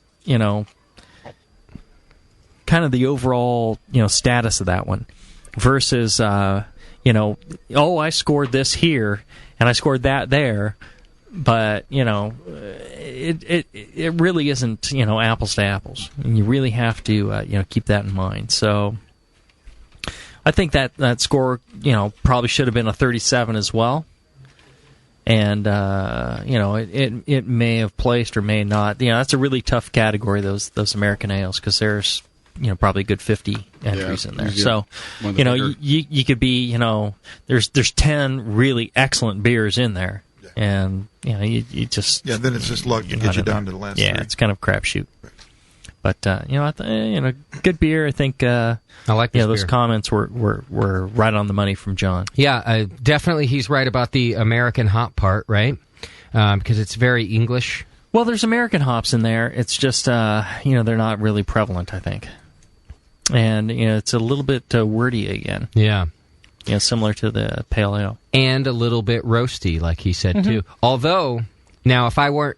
not a little bit of roasty's fine by me. Yeah, well, that's what I was just going to say. Now, taking it out from judging for a second, I really enjoy this beer. Yeah. I would ask for a couple more of these. I'm a Red Rocket kind of guy. Yeah. I consider that American Amber, which is, really to the extreme. But I think the style needs to either be bigger for that, or we need another style. Another style to fit in there. Because I do like the roast, and I like the malt on this beer. Even it is a little wordy, but this is a good beer. But I think he's right about those comments. Larry brewing some good beer. Doc, same over there? Yeah, pretty much. Okay. It's I don't know if the malt and the hops balance each other enough in it. You don't know if they do? No, I don't think. Oh, okay. I'm thinking maybe not. It's a little wordy, little too sweet, maybe. Yeah. Okay. So that's a good example. It's not a bad beer at all. Of a good judge giving you good feedback, and that's one of the first one we've had today where all their comments are right on. So I think you know how to fix that one. All right, so we're going to try the one from Junket here. Doc's still sitting sitting here. So I cleared it with the kids. So. You did. Yeah. I told you they were having a good time with the Schumans. Yeah, unfortunately, Chad quit on us. Now, Nicole, our new assistant producer today, introduce yourself on the microphone. At least say hello. Hi there. You're a bartender at the new... the Trappist in Oakland. In Oakland. Belton Beer Specialty Bar. It's a good bar, yeah? You like working there? I love working there. You do? Okay. And... the skinny bar. You seem to know a little bit about the BJCP and some of this judging stuff. Are you a home brewer? I just took the BJCP exam last Saturday. You did? I did. Did you get the results yet? Not for another 3 months. Oh, wow. 3 months? But I did find out that my scoring accuracy for the tasting portion was at the master level, so I'm pretty excited. At the master level, Jay-Z. Are you listening to this? That's only like 5% of the total score, so let's not get too excited. The percentage of the total scoring is really... Why you got to piss on that, Jay-Z? That's a nice thing to hear back. You're starting to sound like me now. Shut up. Yeah. There you go. You've been listening to JP on this program. JP is infected. Good job, Nicole. You're a master. More ways than one. All right. Yeah, but a lot of those infections you can't get twice. So Nicole is doing a nice job assisting Chat as the producer, assuming that Chat hasn't officially. I think it's the other way around. I expect your resignation in writing, Chad. So you still officially work for this program. I can't write. Written in poo. I are resigning. All right, so this one, Robert Quintana. I believe something like that. Quintana, right? Quinta. That's it? Quinta. Quinta. Gia Quinta. Hello. Okay. Yeah, Gia Quinta. He That's knows probably who he pretty is. close. Good yeah. enough. Sorry, I'm crappy with names. And he's Junket white. in the forum. Yeah, I'm about as white as they come. What? Let's see. Belgian Strong Dark took second place in the first round of this year's NHC, score 38.5. He's going head-to-head with Dr. Scott. Oh. All right, Doc. You get to taste your competitor. Yeah. He used my recipe. Oh. As a loose starting point. Doc, did you use Jay-Z's recipe? Then he threw in... No, you did not. Here's the thing. He threw in... He wanted to mimic 3 other beers. Dodola, 3 Philosophers, New Belgium. 4 beers. Roquefort 10. And he wanted an element of each of these to come up in the beer. Right off the bat, that's like a warning flag. Trying to do too much in one beer. Yeah. Right? You want to be careful of that sort of thing. Although we are told to go and seek out beers we like. Right, but don't try and mimic 4 at one time. Okay. Make 4 beers and blend them together. I love this 6-pack. I'm going to make it all in one glass. It's a Weishamber Bakken starch. It's kind of banana-y.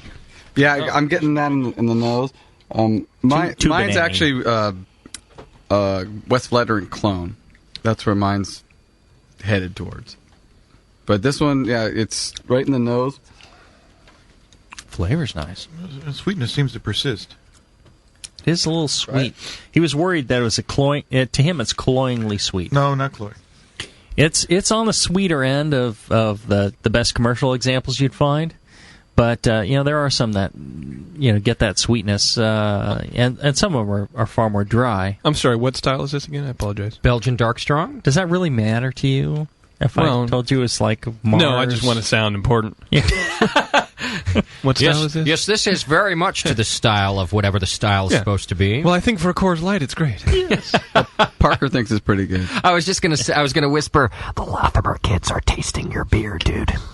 He thinks it's pretty good. Yeah, you like it, Parker? Right. It's a good one? Yeah, hypothetically, if you were to try it? 38. You just can't buy it. Parker's half-cocked already. Of course he likes it. He's out there hanging out with the Schumans. Again, I can't get the little one to try I know it. Both of these judges. And kind of the negative muddy malt aroma. That's a comment that was made on the score sheet, Jamil? Is that what you're saying? I think the flavor is much better than the aroma. Yeah, the first aroma I got, I did not like it at all. Real banana. A lot of banana. At first I got this musty smell, and then the banana came out, and And no comments on either one of those as far as musty or banana. They didn't put that in there. Is that something that could have developed in the meantime? Could have been. Sure, it's a living... So the thing to do is, if this Robert, if this tastes the same to you now as it did when you entered it, then no problem. If this is if you're starting to pick these things up as it's changing, then you need to work on oxidation and other things other that are going to change over time. Yeah, and then if that's the case, would you recommend he rebrews this for the second round? No, you don't have time. Don't have time to do it. It's too big. Put some bread in there. Okay, have a good time. Mine's like 3 years old. Oh no! Don't add any bread. It's like a JP thing. Come on, it'll make it better. Add wood, licorice. He said wood. Could it stay in the same category if you added Brett to it? Tasty? Well, no, it'd be a different beer. It would be a different beer. Yeah. After a couple of years. So for your own consumption, add a little Brett, you're saying?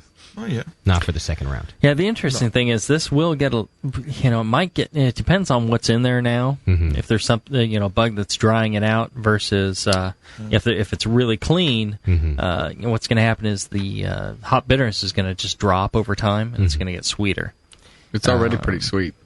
Yeah. Mm-hmm. I mean, it's good balance now, but... Yeah, I think it's fine as is. If this were my beer, I'd go into the second round with hopes of placing. Okay, great. I think the whole banana thing in the aroma and the musty thing in the aroma, a little musty. Here's one thing about the flavor, and kind of the aroma. It reminds me of some of the corked Belgian beers that you get. Yeah, and I like that musty flavor. Well, that whole it's just, corked thing. It's just like the first impression, and it didn't throw me off because it tastes a lot better. Yeah, I expected something different, and I was actually pretty pleased with the way it tasted.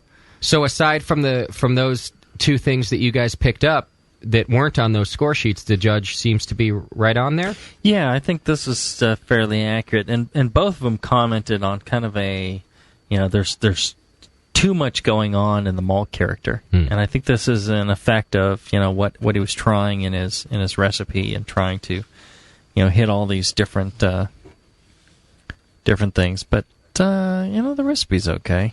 You're saying you should have just stuck with your recipe, aren't you? Yeah. Of course. Yeah, that's why it's in a book. No, actually, this recipe's not on the internet. This recipe is pretty much my recipe. Yeah. Does it have what the finishing gravity was? 10-15, which is fine. What was yours, Doc? Around 10-12, I think, something like that. A little drier. A little bit. I'm telling you. It's okay if you get that sweetness up front, but you want to finish dry.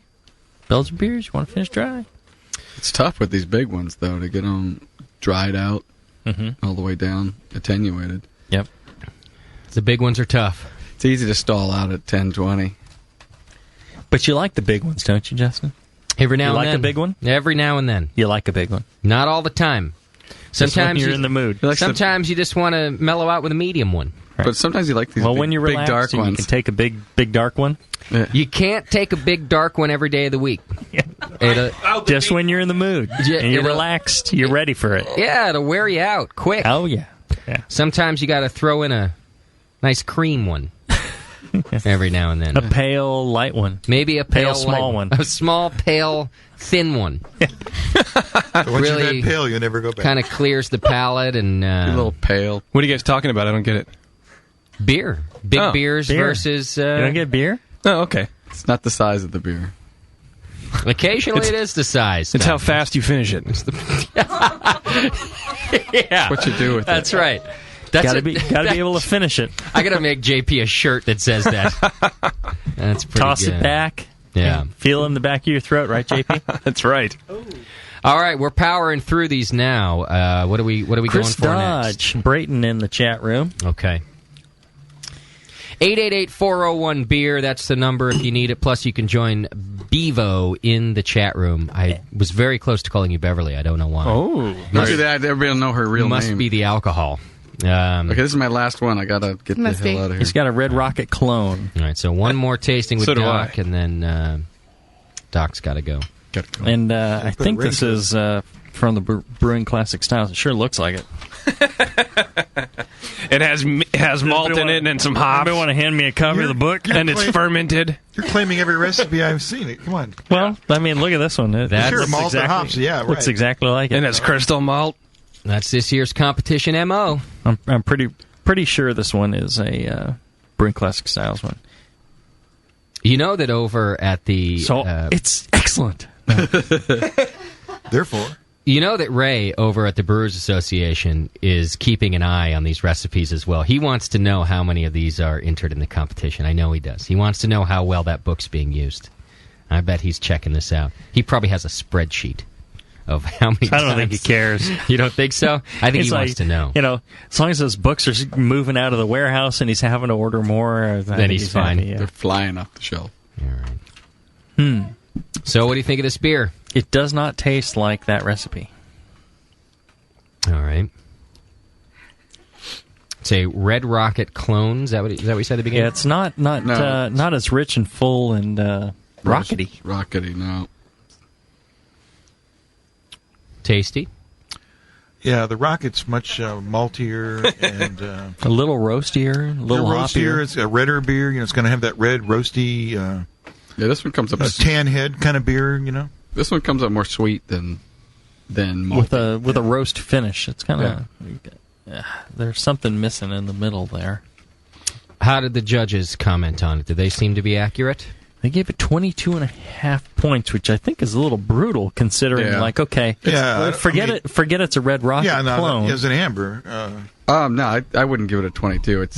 It's drinkable. It's not something I want to pour out. Maybe it's clean, well fermented. Yeah. Recipe could use some tweaking. But no, I mean, I'd be in the mid 30s on this. At least above. I'd be above 30 for sure. I'd be 32ish probably. I don't know if I go 35 or 36 There's on it. nothing really wrong with that. No, but yeah, I agree with you. It's kind of brutal to give him a 22. 22 to the back of the skull. Slightly hazy. That's kind of what that score does, isn't it? Yeah. Roasted, sharp, acrid character. Now, is that acrid? I mean, there's some roast there. I don't call that acrid. No, none at all. It's not acrid. Burnt roasted malt character. Well, they make it sound like a stout. Is it? I get a lot of crystal in the nose. Yeah, that's what I get. There's a lot of crystal. There's but I don't get burnt dryness at all. No, I don't get burnt. I don't get roasty dryness green either. apple. Do you get a tart green apple? Nope. No. Again, somebody, buttery. Nope. Nope. That I could tell you right away if it's buttery. Well, and that's the thing that just drives me with the wall. Oh, both of them are just dinging it big time on diacetyl. There's no diacetyl. Is that a ranked judge there, or does it say? One's got a ID, but he didn't bother to check the box that gives the rank. Yeah, it must be hard to do. Yeah, that move of the pencil is kind of way too much. Forgot to do that. The other one's certified. And I'll tell you right here that, there's no diacetyl in that. And if you think that's diacetyl, then you don't know what you're talking about. It's got a caramelly note, and a lot of times judges will mistake caramel, crystal malts with diacetyl. And, that's one thing to really be careful of. It does have a lot of the caramel malt in it. Real rich in the caramel. I'm real sensitive to diacetyl, and I don't. Good clean fermentation. Yeah, there's nothing in there. Nothing, and both of them are like diacetyl. No. They were wrong. So on this one, again, you need to get another set of judges to, and you just did. This is the thing, tart green apple, buttery. It's like neither one of those things are present, and a lot of times, when you use American hops. You get that citrusy, tangy kind of American hop. Some judges will, ding you for green apple. Yeah.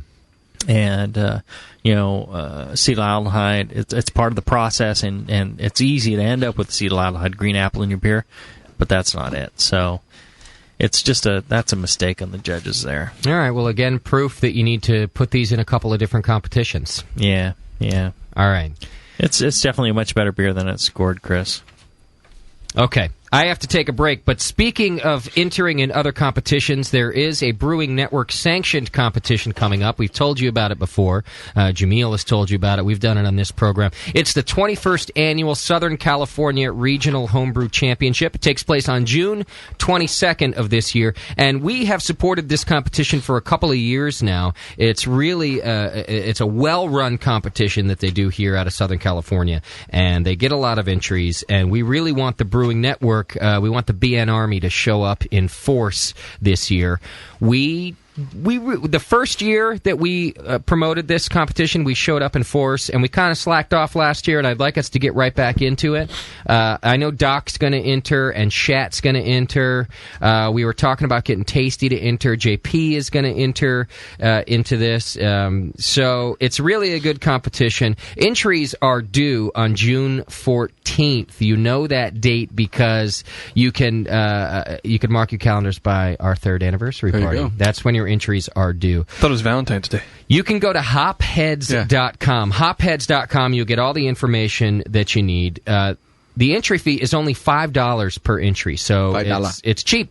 $5, make you holla. You can get you put a lot of beers in there, and I want to see some Brewing Network entries. Here's the cool thing about it: if you already belong to a local club anywhere in the country, you can enter from everywhere. You can go ahead and put down your club's name and get points that way, and then also just write down the Brewing Network so that they know where the entry came from. That's all. But your club will get the points. Just put down your club's name. If you don't have a club, just put the Brewing Network, because we are an official club according to the American Homebrewers Association. So Really want you guys to enter this. It's the 21st Annual SoCal Regional Homebrew Championship. Entries due June 14th. If you're local in the Bay Area, you can drop them off here at Beer, Beer, and More Beer. If you're local to the Southern California area, you can drop them off at the Beer, Beer, and More Beer Riverside location. Or all the shipping information that you need is there on hopheads.com. So if you didn't enter the Nationals, or if you didn't make it past the first round and you still want to get some medals this year, stop rubbing it in. This is a great, that's why JP's entering. Yes. This is a great way to still get some feedback from some good judges. We got some really good score sheets in the past out of this, and enter this competition. So I'd like to see you guys do it. Go to hopheads.com, do it for the BN, do it for yourselves, do it for Jamil, do it for the Pope. You know? Can the Pope come and exercise my brewing equipment? I should have put on some soft music. Do it for the Pope. Perfect. All right, how many we got left to do? We're going to take a break, but 8:20. 8:20. We may not March on. We may not get through all of them. 8 out of 20. Ready for the next one? You taking a break? Now we're going to take a break. I got to take a pee, and I have a feeling so does everybody else. And Bevo's asleep over there. Wake up, Beavis. Yeah. You all right? I don't feel that great. Have some beer. What's wrong with you? What's wrong with your eyes? I don't know, but I'm really dizzy. And one of them's dilated and one's not. One of I them's asked her if super she, dilated and the other one's not. Creepy. I wonder if she cracked her head. Brain or something. tumor. Did you do a line of something at the break? The last Maybe. break? Stroke? Really? Sure. Possibly, I don't know. Yeah, I hate when I have a stroke. It's the headboard. Sam's out of town. Oh. Can't pound your head against that board. That'll do you right there. All right, quick break. When we come back, a few beers to get through. This is our last break, so we got to do it all in the next segment, fellas. Do it all. And we can get it done? All right, hang in there. It's the session. Still tasting beers with Jamil. Doc might still be here, and Tasty's helping out, too. And then even JP, so that's kind of cool. What am I doing? We'll be right back. On the Brewing Network.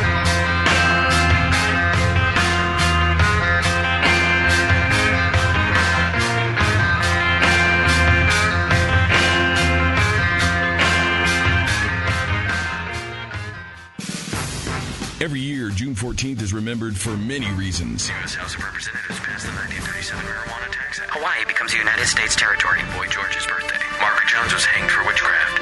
But this year will top them all. I'm telling you now, this party is gonna rock. It's the Brewing Network's 3rd anniversary party. This is Push Eject, and I'll be there. This is Mrs. Push, and I'll be there. This is Badrock. And Vanna, and we'll be at the BN anniversary party. In search of the unicorn and the rainbow. This is Chris Graham with More Beer. I'll be there. This is John Foster, and I'll be there. Hey, it's Bub. I'm going to be at the 3rd anniversary party for the Brewing Network. This is everyone's favorite German prince. I just wanted to tell you that I, too, shall be at the anniversary party in beautiful downtown Napa. Come celebrate 3 years of live beer radio at Downtown Joe's in Napa, Saturday, June 14th. Hey, it's Code. I can't make it to the anniversary party, but if you wouldn't mind, leave your computers on for me, will you? Don't miss it. What have you gotten out of a vial of White Labs yeast? WLP 001, Cal Ale, baby. 23, Burton Ale. 008, East Coast Ale. Cal Common, WLP 810. It's gonna be WLP 400 with beer. I got a sweet hoodie for my vial. Huh? White Labs, your source for great brewer's yeast, would like to invite all homebrewers to join the White Labs Customer Club. Redeem your empty vials for great White Labs merchandise and products. Free yeast, glassware, t-shirts, baseball caps, sweatshirts, polo shirts, and you won't believe what you'll get for 5,000 vials. Members also receive a newsletter packed with White Labs updates and facts, interviews with professional brewers, brew your own clone recipes, beercook.com recipes, and customer club stories. The White Labs Customer Club. Save your vials and get in the club. White Labs. It's all in the vial.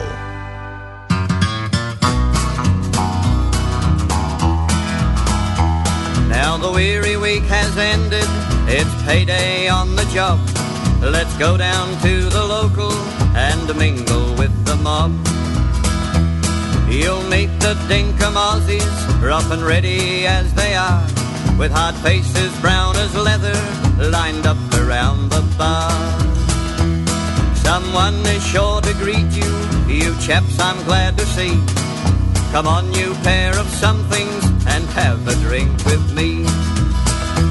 While the barmaid juggles glasses and the boss works with a will, for he loves to hear the rattle of the silver in the till. Now the rouseabout is busy, he hasn't time to think, and I'm sure he'd never hear you if you ask him for a drink. All the barrels that are heavy will be light ones very soon, when the brumbies come to water on a payday afternoon. Now the world is such a great place, everyone is doing well, and strange it is to listen to the stories that they tell.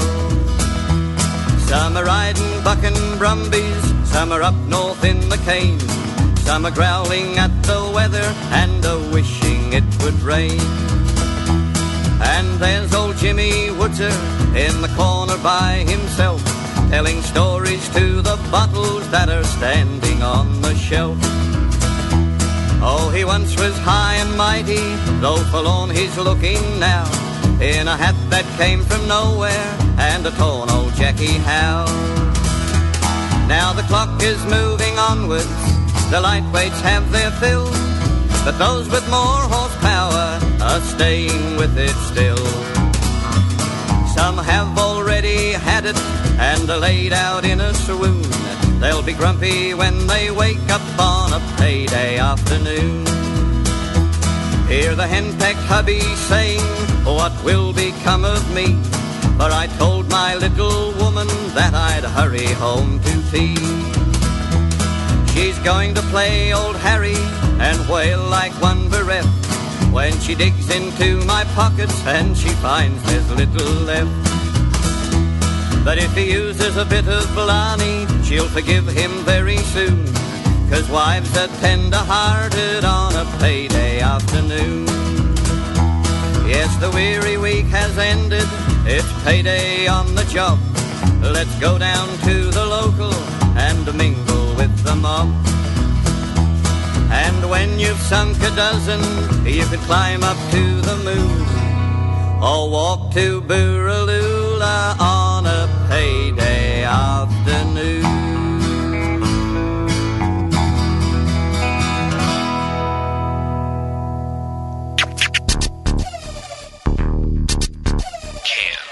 Tasty.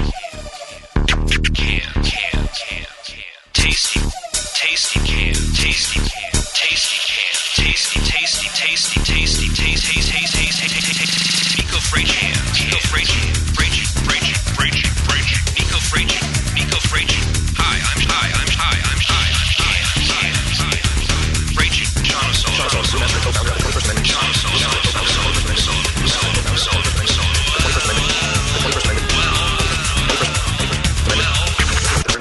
John Cans.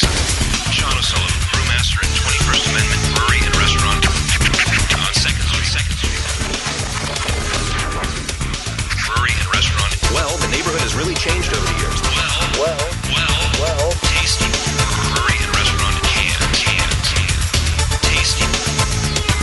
Can. That's right. Can. Tasty. Packaged. Can. That's right. Hi, I'm Sean O'Sullivan, the brewmaster and co-founder of the 21st Amendment Brewery and Restaurant in San Francisco. Crack open a cold 21A in San Francisco. Crack 21A. Crack 21A. IPA in cans. Crack blonder in San Francisco. Blonder, fresher. Packaged blonder. Fresher, blonder. What? In San Francisco. Brewmaster in San Francisco.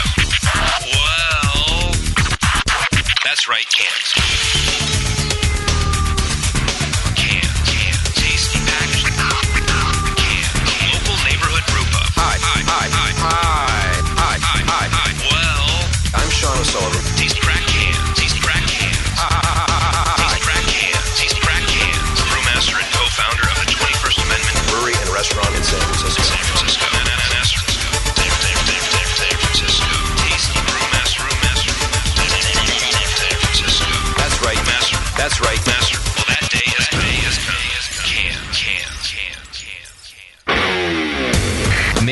100-grain amber recipe, and I'm going to eat it. And then it can ferment in my gut. It totally works. The beer is almost identical to the grain sandwich. Your colon won't know what hit it. The home of live beer radio. TheBrewingNetwork.com. Because like beer, radio shouldn't suck. You're listening to The Session.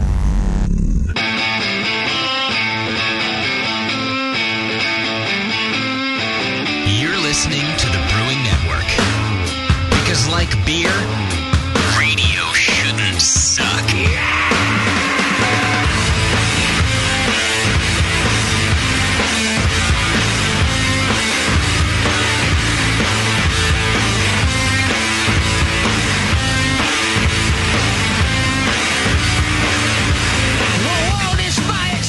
Jay-Z, I'm supposed to ask you if you know a John Tull with short fingers and Yes. has to work in the National Forest. Yes.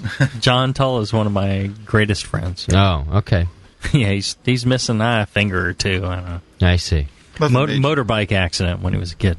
That was from Jeff Bones in the maybe it's a mutual friend or something. He just asked Bevo to pass along the question. Of people I love, John Tull is like top of my list. All right, there you go. Great person. Welcome back to the program. We are finishing up our tasting in this segment. We've got a few left to go through, and Jamil is helping you decipher your score sheets and finding out some interesting things about the judges today. I think we've done, and given you lots of reasons to enter multiple competitions, as Jay-Z said earlier, to find a consensus of scores. What do we got coming up now? Dusseldorf Alt beer, and here's one of the things. So sometimes when there's some stuff to moan and whine about in a score sheet, that doesn't mean you should go out and start like complaining on the forums and bashing the judging and all that stuff. Nobody ever does that, Jamil. It's a tough job, and again, that's the objective feedback you're getting. Don't let it drag you down and make you feel like something's wrong or you're not a good brewer. Don't take it personally. And why did they say that to me? And sometimes mistakes are made, but the majority of times mistakes aren't made. Yeah. Or maybe you could quibble. It's like, if the appearance is perfect, why not give me 3 points instead of 2 points? And it really wouldn't make a difference if you placed or not. It really doesn't make a difference in the score that much. No. It's just kind of an annoying thing that some judges do. So don't bash on the judges. They're doing a volunteer thing, and the vast majority of them are very accurate and doing a really great job. So did you say vast majority? Yeah, I think so. All right. Well, Tasty. Do you have further commentary? No, I mean, but at the same time, you have to understand the entrant's disappointment when his favorite American Pale Ale I'll tell you what. Gets a 31. Justin, you'll back me up on this. Every parent, when their kid is born, that's the most beautiful child on the face of the earth, right? I can't agree more. In fact, the second the sentence comes out of your mouth, Tasty, where you say their favorite American Pale Ale, gets bashed or whatever, I say, cry me a fucking river. Because the fact is that now maybe in some cases you're absolutely right, and it's a wonderful beer. However, more often than not, there are flaws that you just don't taste because it's your baby. Right. Mm-hmm. It's like so they're getting a reality check and they're getting it from this unknown person. So you got to appreciate. Well, that's because a lot of people can't. I actually think that's a good thing because most people can't take it from a known person. Your best friend comes over and pisses on your beer, and you feel even worse. It becomes your enemy. Well, if they know beer, then you should be. No, let's hear from somebody about disappointment. JP. Yeah. Well, I was born in 1977.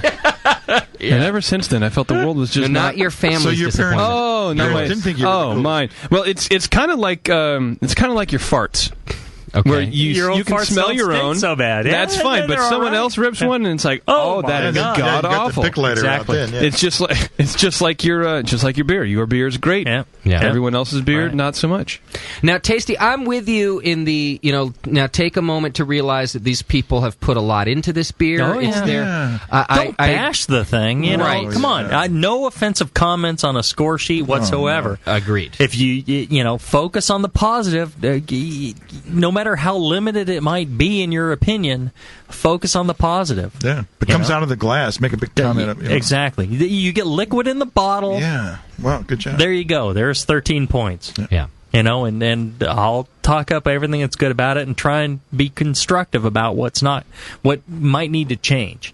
And that, if you're going to make a complaint about judges, this is certainly a place to make complaints about them. If you're getting bashed, if you're getting comments like that, and I'll tell you, having spoken to both Ray Daniels and Gary about not only how they run homebrew competitions, but the pro competitions, if there are judges out there that are doing those kinds of things, putting negative really kind of bashing your beer, they don't get invited back. So that's something you should certainly send a complaint about. But, if somebody just detects something and doesn't care for it, or it detects a flaw, take it like a man. Yeah, tough luck. That's the way it goes. Brew better beer. But if somebody says, competitions. You stink. Why are you brewing? Like I would do. Find another hobby. Stop teabagging your word. Well, don't go that far. If you get anything like that, send it to me. I will make it my passion to hunt them down. Yeah. And I will join forces with you, and we'll hunt them down and drum them out of judging. Yeah. There's no place for that. Well, actually, teach them not to do that. Would be the better thing. There's a fine line, I think, between leaving a negative feedback and discussing flaws. Right. Exactly. You can say, it has diacetyl, it has whatever. But if you start saying, I got one comment missed the mark on drinkability, the only comment on my overall impression for the beer, you're just an asshole. In my opinion, because that's a negative comment. It doesn't tell you anything. It said his baby was ugly. Yeah, there's no flaws written there. There's nothing that tells me what happened. There's nothing. There's nothing there. It's an empty statement. I think that comment would have been okay if it was followed by drinkability. Right. It's too sweet. Exactly. It's too hoppy. It's too what? What about drinkability doesn't miss the mark? Give me more information. All these things. Saying good and nice. They don't mean anything. It's a waste word, right. and it's a feel good word. But give me specifics about what it is that keeps this from being the best beer you ever tasted. Yeah. So and the fact that you brewed it, that's what. just tastes like teabag. Just to kind of reiterate too, and back to what Tasty said, maybe you did send in this amazing beer, and it is wonderful not only by your standards but by everybody's standards, and you get bad comments. Send it to multiple competitions, and you will get a consensus. Send it to 3 different places, and you'll find that it truly is a wonderful beer. So. And what about your bottling? If you constantly get comments on contamination, oxidation, and maybe it's your bottling process and the kind of bottles you're using and all that, and you're being a little lackluster in that. Right. Could be an issue. All right, I got a phone call from a brand new judge who wants to comment as well. So looks like B-Dog on the line. Let me see. B-Dog, you there, brother? B-Dog's gone, Bevo. I think B-Dog's just a robot. All right. Okay. All right, let's move on with this taste. So we're on Keith from Scottsdale's, his Dusseldorf Alt beer. And, the comments of the judges were all just very neutral. Nice example, this, that, the other thing, great, What a piece of crap this beer is. Everything's fine. No, I'm just kidding, guys. That's the example of bad judging. Just trying to the only negative out of these score sheets is oxidation. I didn't really get oxidation in that. I got a little bit of, a little bit maybe too much of a roasty note, but... I would agree with that. I think there's a touch of vegetal in that one. I get like licorice. It's like licorice can be kind of spicy sometimes. It's like a spicy licorice. You guys on the first alt beer or the second alt beer? I'm on a alt beer. I don't have multiple ones. You're on the second. I think Scott drank the first one. Yes. And I think it's actually very well done. I think the recipe is good. I think that's on the money. I think the only thing I detected that I would change is maybe, it's a little vegetal there. I didn't really get oxidation. But again, I think here's a situation, Keith, of the judges just trying to be in the middle. They're kind of, they're hitting the 35, 32, just because they don't know the style very well. They may claim to know the style really well, but they just don't. And they're kind of throwing you a mid-30s score. sorry. Enter more competition. And he got third place, I think. And, just go ahead and enter in the second round. Maybe the people in the second round would know better. Again, if you got time to rebrew it, maybe you do, and, do a little bit longer boil, maybe a little more vigorous boil, or more rapid chilling, and then, pitching. But I think you're really close. So I may not screw with that a whole bunch. I like this beer a lot. Yeah, it's very tasty. Very clean. It is a good alt beer. It tastes like an alt beer, does it not, Jay-Z? Mm-hmm. Like from the fatherland. I was going to say, if you're wandering the Altstadt, there are worse alt beers on the Altstadt than this one. Yeah. So by that definition, okay, you've got a 50-point beer. Or maybe 49 or 48. What is that saying, though? It's not the worst one I've ever had in my life. No, I mean, it's right in there with the finest examples the world has to offer. By definition, would be there in Dusseldorf on the Altstadt, and there's some that are just not that good. This is not as bad. Yeah, it's like damn with faint praise. No, it's actually pretty good. I like this beer. Yeah. Bevo, are these questions from Chris about this beer? I do not know. No, because they're very random questions if they're not about this beer. I don't think they are. Okay, the next one is Chris's beer. Dusseldorf alt beer as well. This one got a 31 overall. That's your next glass up there. Okay. And the first thing I notice is much larger bubbles in this one. I haven't even touched it, and I can see larger bubbles. So yeah. 31. Both of them, the color's great on both of them. I both thought. nice and clear, got that nice clear, deep red alt beer color on both of these last two beers. This is even more neutral in the nose. Nicole, maybe you ought to be chiming in on these, Miss. I just took the BJCP. Let's put that scoring to the test. She'd rather scribble on the whiteboard. Yeah, that's why I made you move up to the microphone, not because I couldn't read your whiteboard. It's because you should use the microphone. Anytime. You chime in anytime you want, dear. I'll tell you, the recipe on this one seems great. I think it's, Bring Classic Styles. You can find that in the store, signed. I want him to talk about how great a recipe is when it's not one of his. But again, no, they're all his, a variation. So notice the difference between this one and the last one as far as the malt bittering balance. Yeah. I think this one's a little bit more on the money. Okay. But the thing about this one is, I think there's a fermentation issue.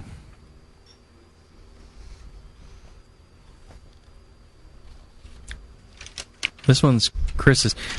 It's got a real thin finish. It's got a couple little funky little flavors to it.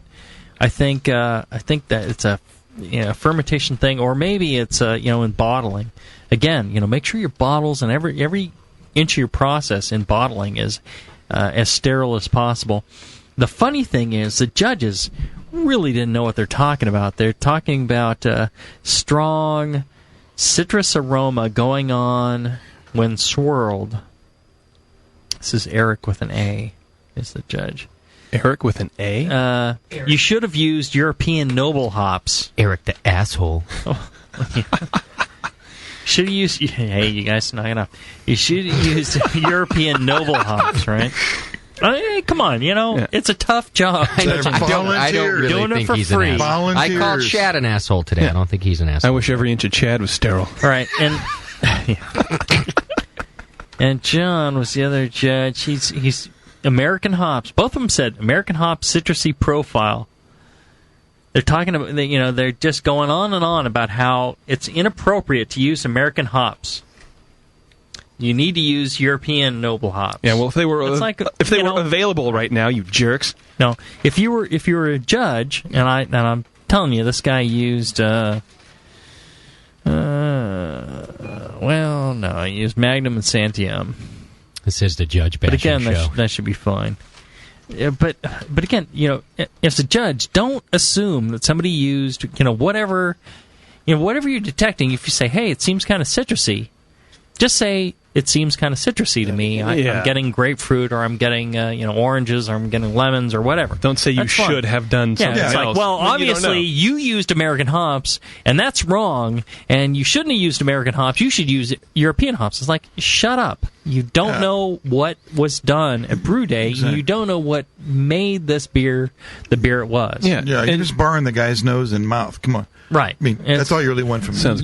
You're making a huge mistake there. I got John Palmer's book. Why do we need his advice? Right. Don't. You get Brewing Classic style. Oh, I'm not familiar with that one. I have Homebrewing Volume 2.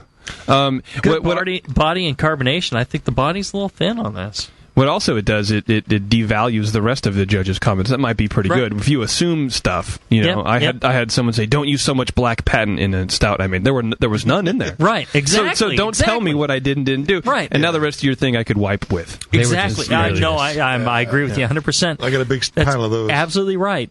Don't tell me I used something in this beer.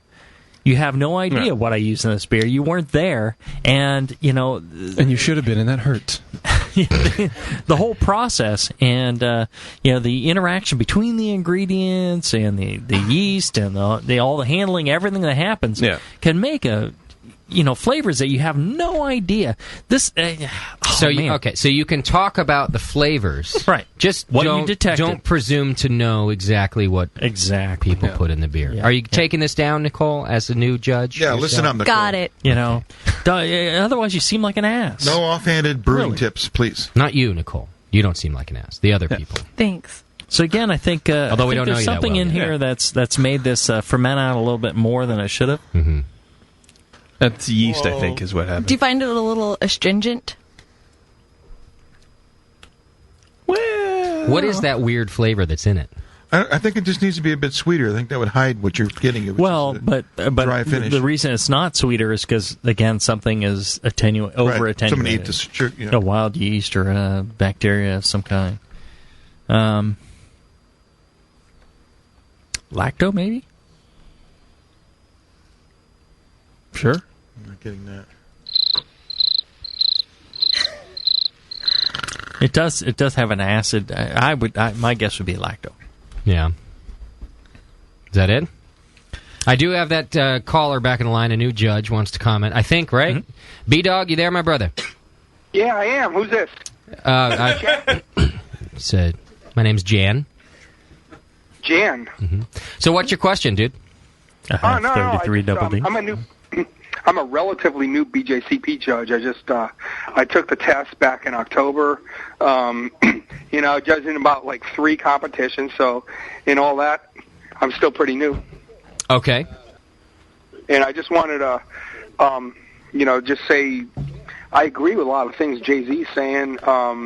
Just wanted to say that, it's not like we go out of our way to piss people off or, there's no vendetta against individual brewers. It's like, all we can do is just taste what we taste and, report back on that. Sure. And, that sort of thing. Well, and as Jay-Z said earlier, you can't tell somebody that what they taste is wrong because that's what they picked up. True. But sometimes people, you'll classify it as the wrong thing. Sometimes you taste caramel, you call it diacetyl. Sometimes you taste this, you called it acetaldehyde.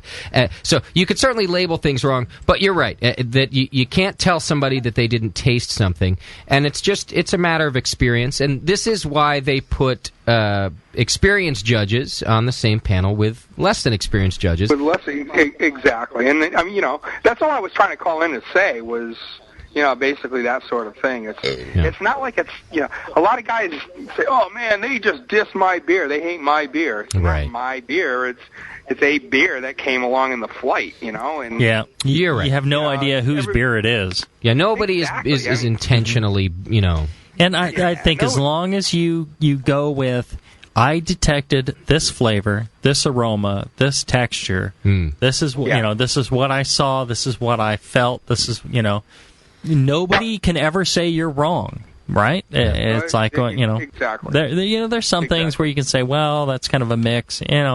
Oh, you detected diacetyl, maybe it was caramel. That's all right. But if you say, well, you should do this because it's like, well, then you're going down the wrong road. No.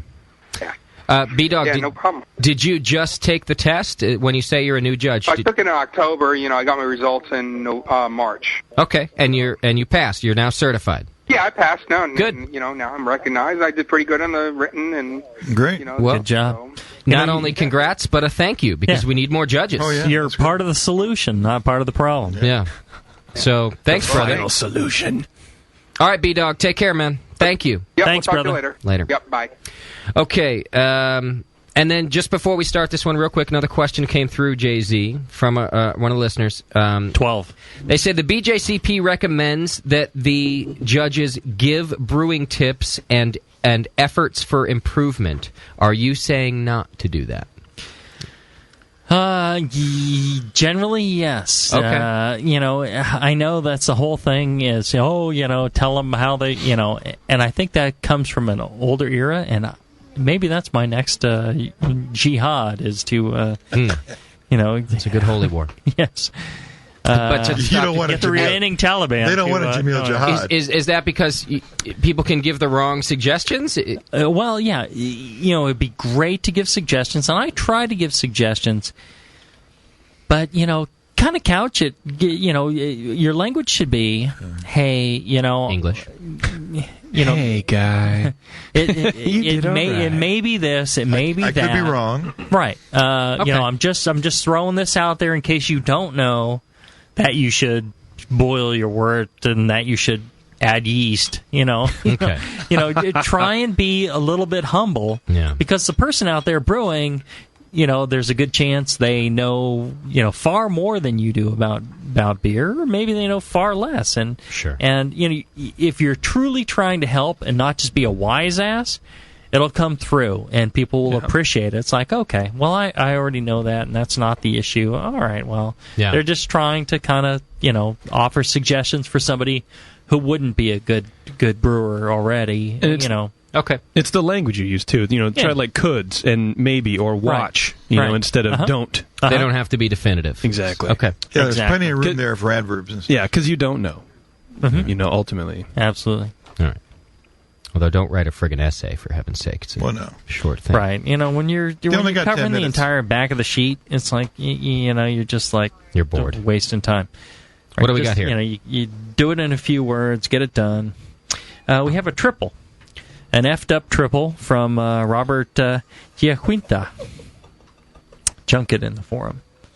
And he's got a triple that he did all bizarre things with that... the yeast didn't finish, and then he threw some other yeast in there. Is that a Brewing Classic Styles recipe? No. Oh. No, it is not. I can tell you that for sure. Wow. The odd thing was Belgian wheat yeast. It's like smoked. Yeah, it's like smoky and like a 3942. It's phenomenal. I want to punch you in the face when you do that, don't you, JP? There isn't that spice that I want from a Belgian triple. Yeah, it's like a smoky kind of thing. There you go. New judge Nicole looking around right out of the gate. Who came out with a good comment? We have to wait and see the results. It's very rare here in the studio. It was the other chick. It was the other girl, the only other girl in the room. Caught us by surprise. So one gave it a 24, one gave it a 21. That's 22 and a half. It's a good day when one girl can blame it on the other girl in the studio.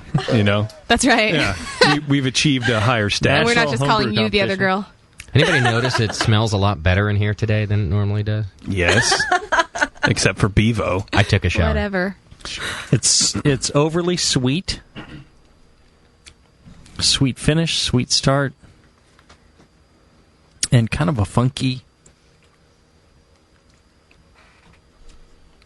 Like dirt, like earthy kind of thing. Well, the earthy part is kind of triple. It's like a Slim Jim. Versus the thick Jim that Justin likes. Exactly. A lot of a big banana ester. Well, and to give Robert credit, he knew that this wasn't a great beer, and he sent it in just to give us an example of something that wasn't so great. Well, thanks. I appreciate that. Well, because people try and send in their best stuff. They're embarrassed to send in something that's not so great. But here's the odd thing is, we got somebody saying it's skunky. No, it's not No, I'm skunky. not getting It's that at skunky. Like it's Not at smoky. all. It's a medicinal, chlorophenolic. This is Tina. I get phenolic. Yeah. There's the judge. I get a little medicinal too. But it should be phenolic. Yeah, it's supposed to be. It's a Belgian. It's a Belgian triple. It should be phenolic, but it should be spicy phenolic for a triple. Yes. Oxidized. A little sherry going on for sure. Spritzy. Alcohol is hot. Solventy. Spritzy. Metallic bite. Spritzy. You're spritzy. Yeah, I don't know. But again, you need to be attentive to your transfer processes. Minimize oxidation. And the chlorophenols are a problem. Avoid bleach, chlorinated water. Avoid bleach. Now, see, here's the problem. They're assuming they know what you Tina, used. don't do that. This is kind of offensive.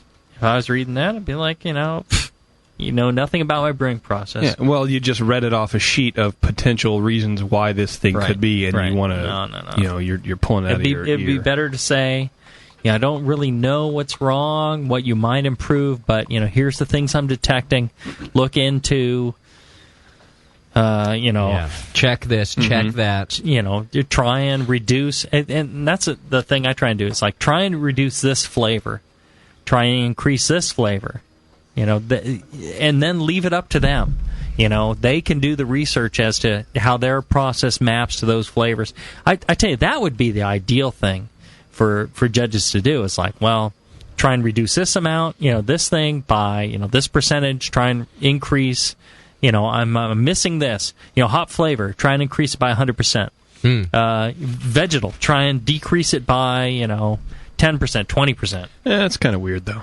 That's a weird way to put it, I think. Yeah, but because it is kind of arbitrary. At least then you could say, all right, I need, the important thing for me is to increase hop aroma.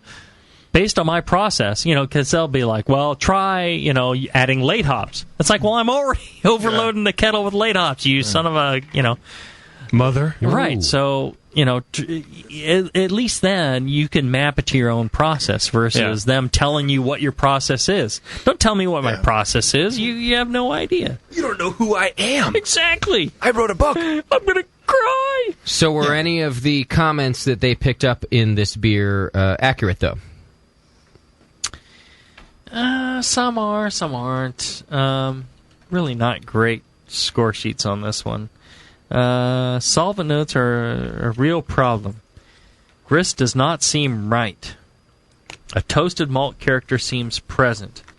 That does not belong. Finish is awfully dry. Need more flavor and smoother finish. I'll tell you, it's got a sweet finish. It's not really dry. As it warms up, I'm getting that a lot too, yeah. Right. But, again, I think that this judge here, Joe, professional brewer, also certified, actually, again, these kind of comments were much more helpful. Something doesn't seem right. I'm detecting this. I don't think I should. Address that. No. He's not telling you anything about, what your process is. He's just kind of going into, all right, well, here's what I'm detecting. I don't think that's right. Try something different. Okay. That I could appreciate. All right. What's next? And we're getting close to the end of these, I think, whether we're done or not. I got to say right now. 30 or 40 more, and we're there. Yeah, Belgian Strong Dark, Plano, Texas, Damon Lewis.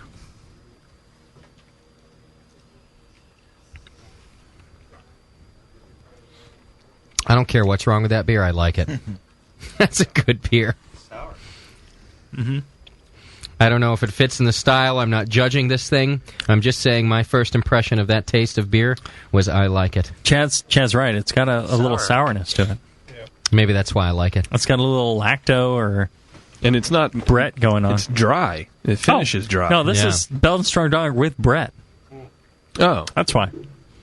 It has that big cherry flavor from the Brett. Mm-hmm. Mm-hmm. Yeah.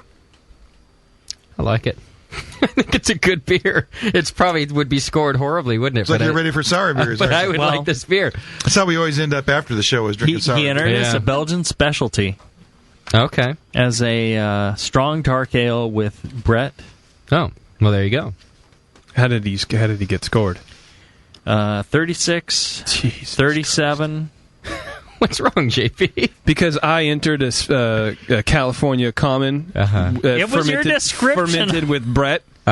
In specialty, and it got raped. Maybe it sucked. Well, no, it was awesome. But then this guy, see, you didn't bring guy. it. Yeah, this guy. I was hoping you would bring that in your score sheets. And so did I. But I was telling Chad, there's probably more listener beers that would be more appropriate. Oh yeah, no, you bitched out. But you didn't it's want all us for the listeners. You didn't want us to validate those score sheets. I'll ship it to Jamil. I don't care. Well, but here's the thing. I'll do it. I'm doing it right now. I think you made a mistake in calling it California Common.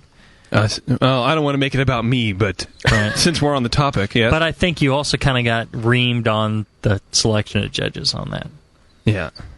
I kind of know what you're talking about on that one.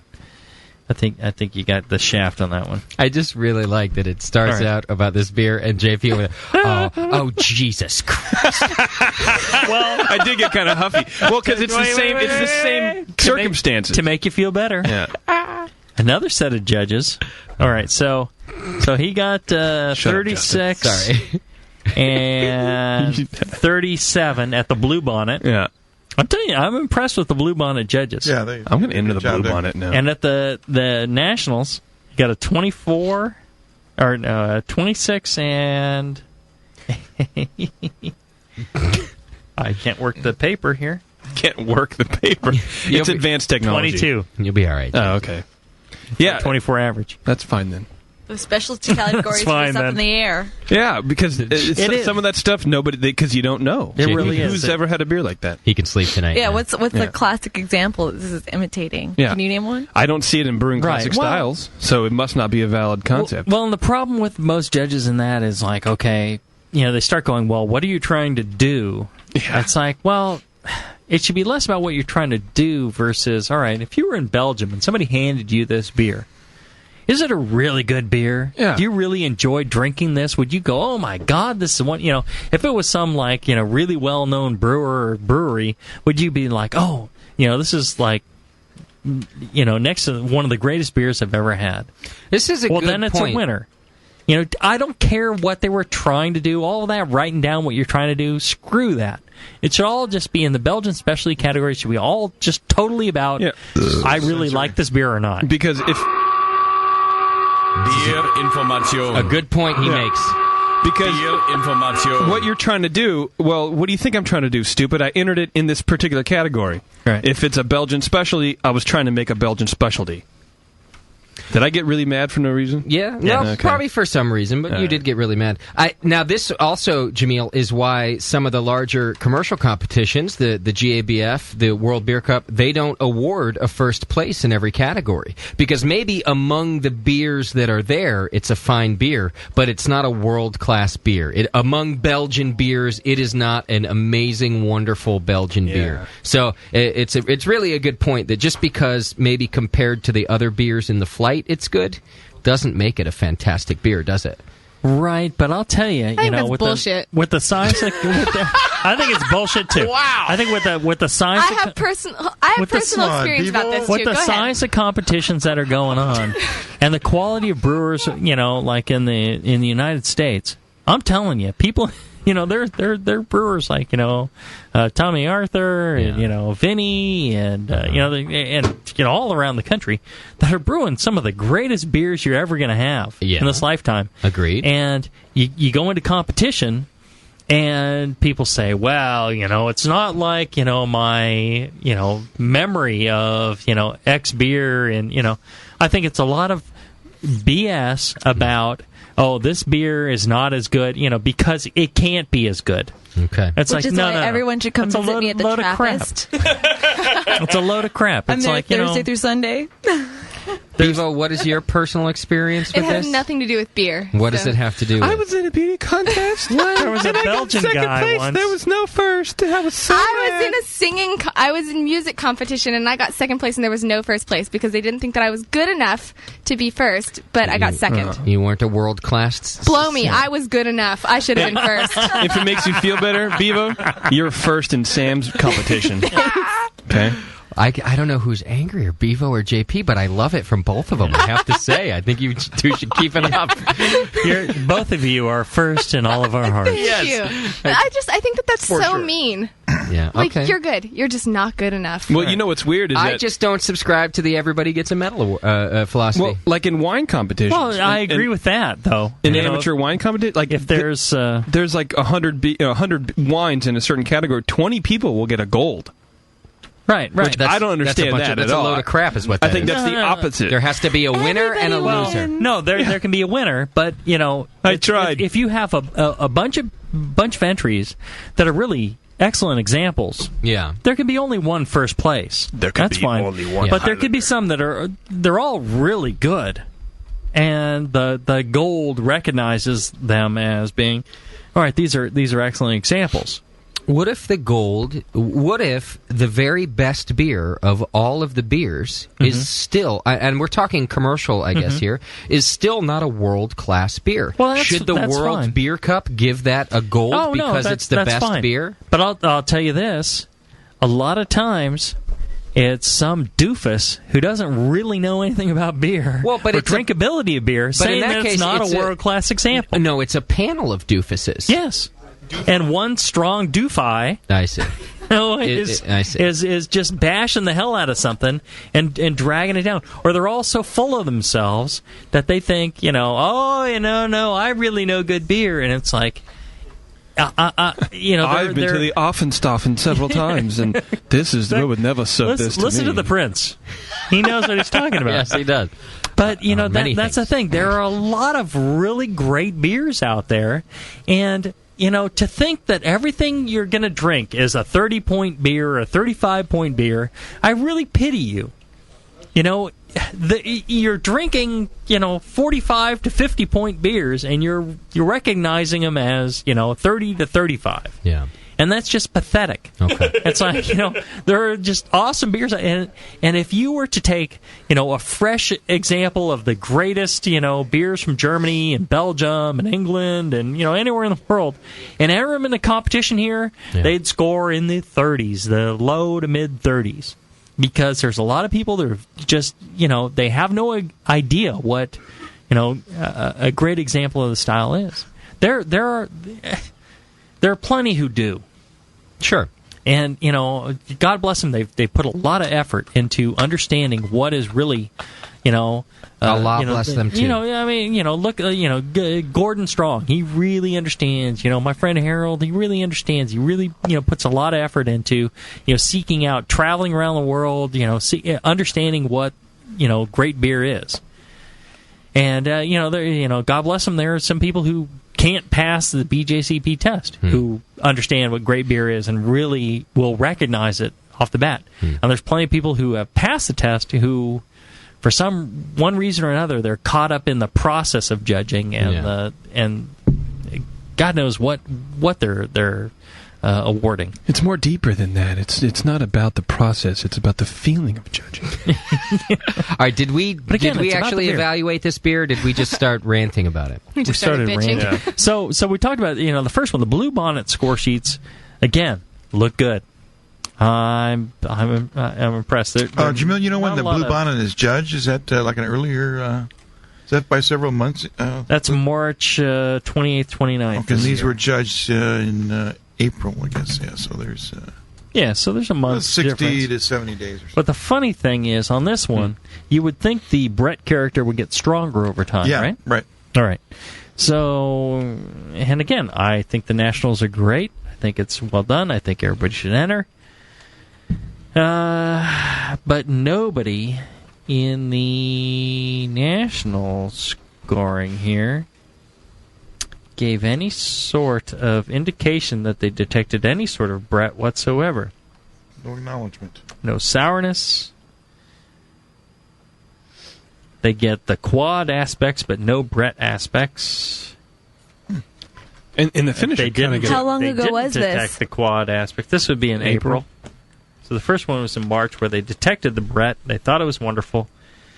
In the next one, they're either detecting the quad or not detecting the quad. Neither one is detecting the Brett. There's no Brett evident. It's full of oxidation and flaws. Brett can be so enigmatic too. So though. those flaws you're tasting are probably the Brett you're thinking, Yeah. Because what we're It's a tasting little now bit is sour. ch-cherry, So but it could just be dusty 22 to mouthfeel 26. or any variety of sour or other. Mm-hmm. Depends on what strain. I get kind of a Kool-Aid aftertaste, which is kind of funny. Mm-hmm. Not as a flaw, kind of just that it's cherry, interesting. that cherry kind of character. Yeah, on that. So on that one, I'd throw out the NHC score sheets. I just ignore those. On that Brett beer that Chad and I made, I got a tastes like infected. Well, yeah, because it was fermented with Brett. So it's just it's kind of like that one. Some people don't know. Next one again, Robert Giaquinta, Junket in the Forum, New Jersey. He is entering a Black and Brutal Bitter. This is a B3 all grain kit. Racist. Yes. It's blackened. He didn't say black. Oh. Yeah. So it got a suntan. I thought it was He black entered as a black IPA. Why's it gotta be black? What does that mean? Yeah, There's a black IPA. Why It's can't it be John white Mayer's and brutal? Black and That's right. Brutal Bitter. So confused, I started sniffing my mic instead of the beer. There's no category for black IPA. JP, you're doing a good job. I kind of swirled it. It smells. Oh shit! Smells like Doc and Schumann. Weird. I tell you, I like that. I didn't get any. How come Beavis got some and I didn't get any? Because I'm prettier. I don't know what that is. That might Shat's be the beer. angry and at me it might because be I've been something talking to Nicole. It's like a hopped up like Schwartz beer or something. It's tasty. It is. Yeah. I've actually had this commercially. 38.5 points. I need some. Well, what do you think? Oh, what category I think was it's this great. in? I think black IPA. I think. There's no category called black IPA. Black IPA. Oh my god! Who just made that noise? Wow. I have a feeling that was our new producer. Oh my god! I think that's really well fermented. I think it's well brewed. I think that's well done. I think it needs a little more malt. How did the but I think judges the hops score are it great. there? Yeah, but that's real drinkable. 38. If, no, I'm not saying it's not. It definitely is. I think it needs just a little more backbone. Yeah, but you go with I think we've had a lot of malty beers. I think if you were to have this at Rogue, you'd say it's as malty as Brutal Bitter. No, I don't think so. I think you're wrong.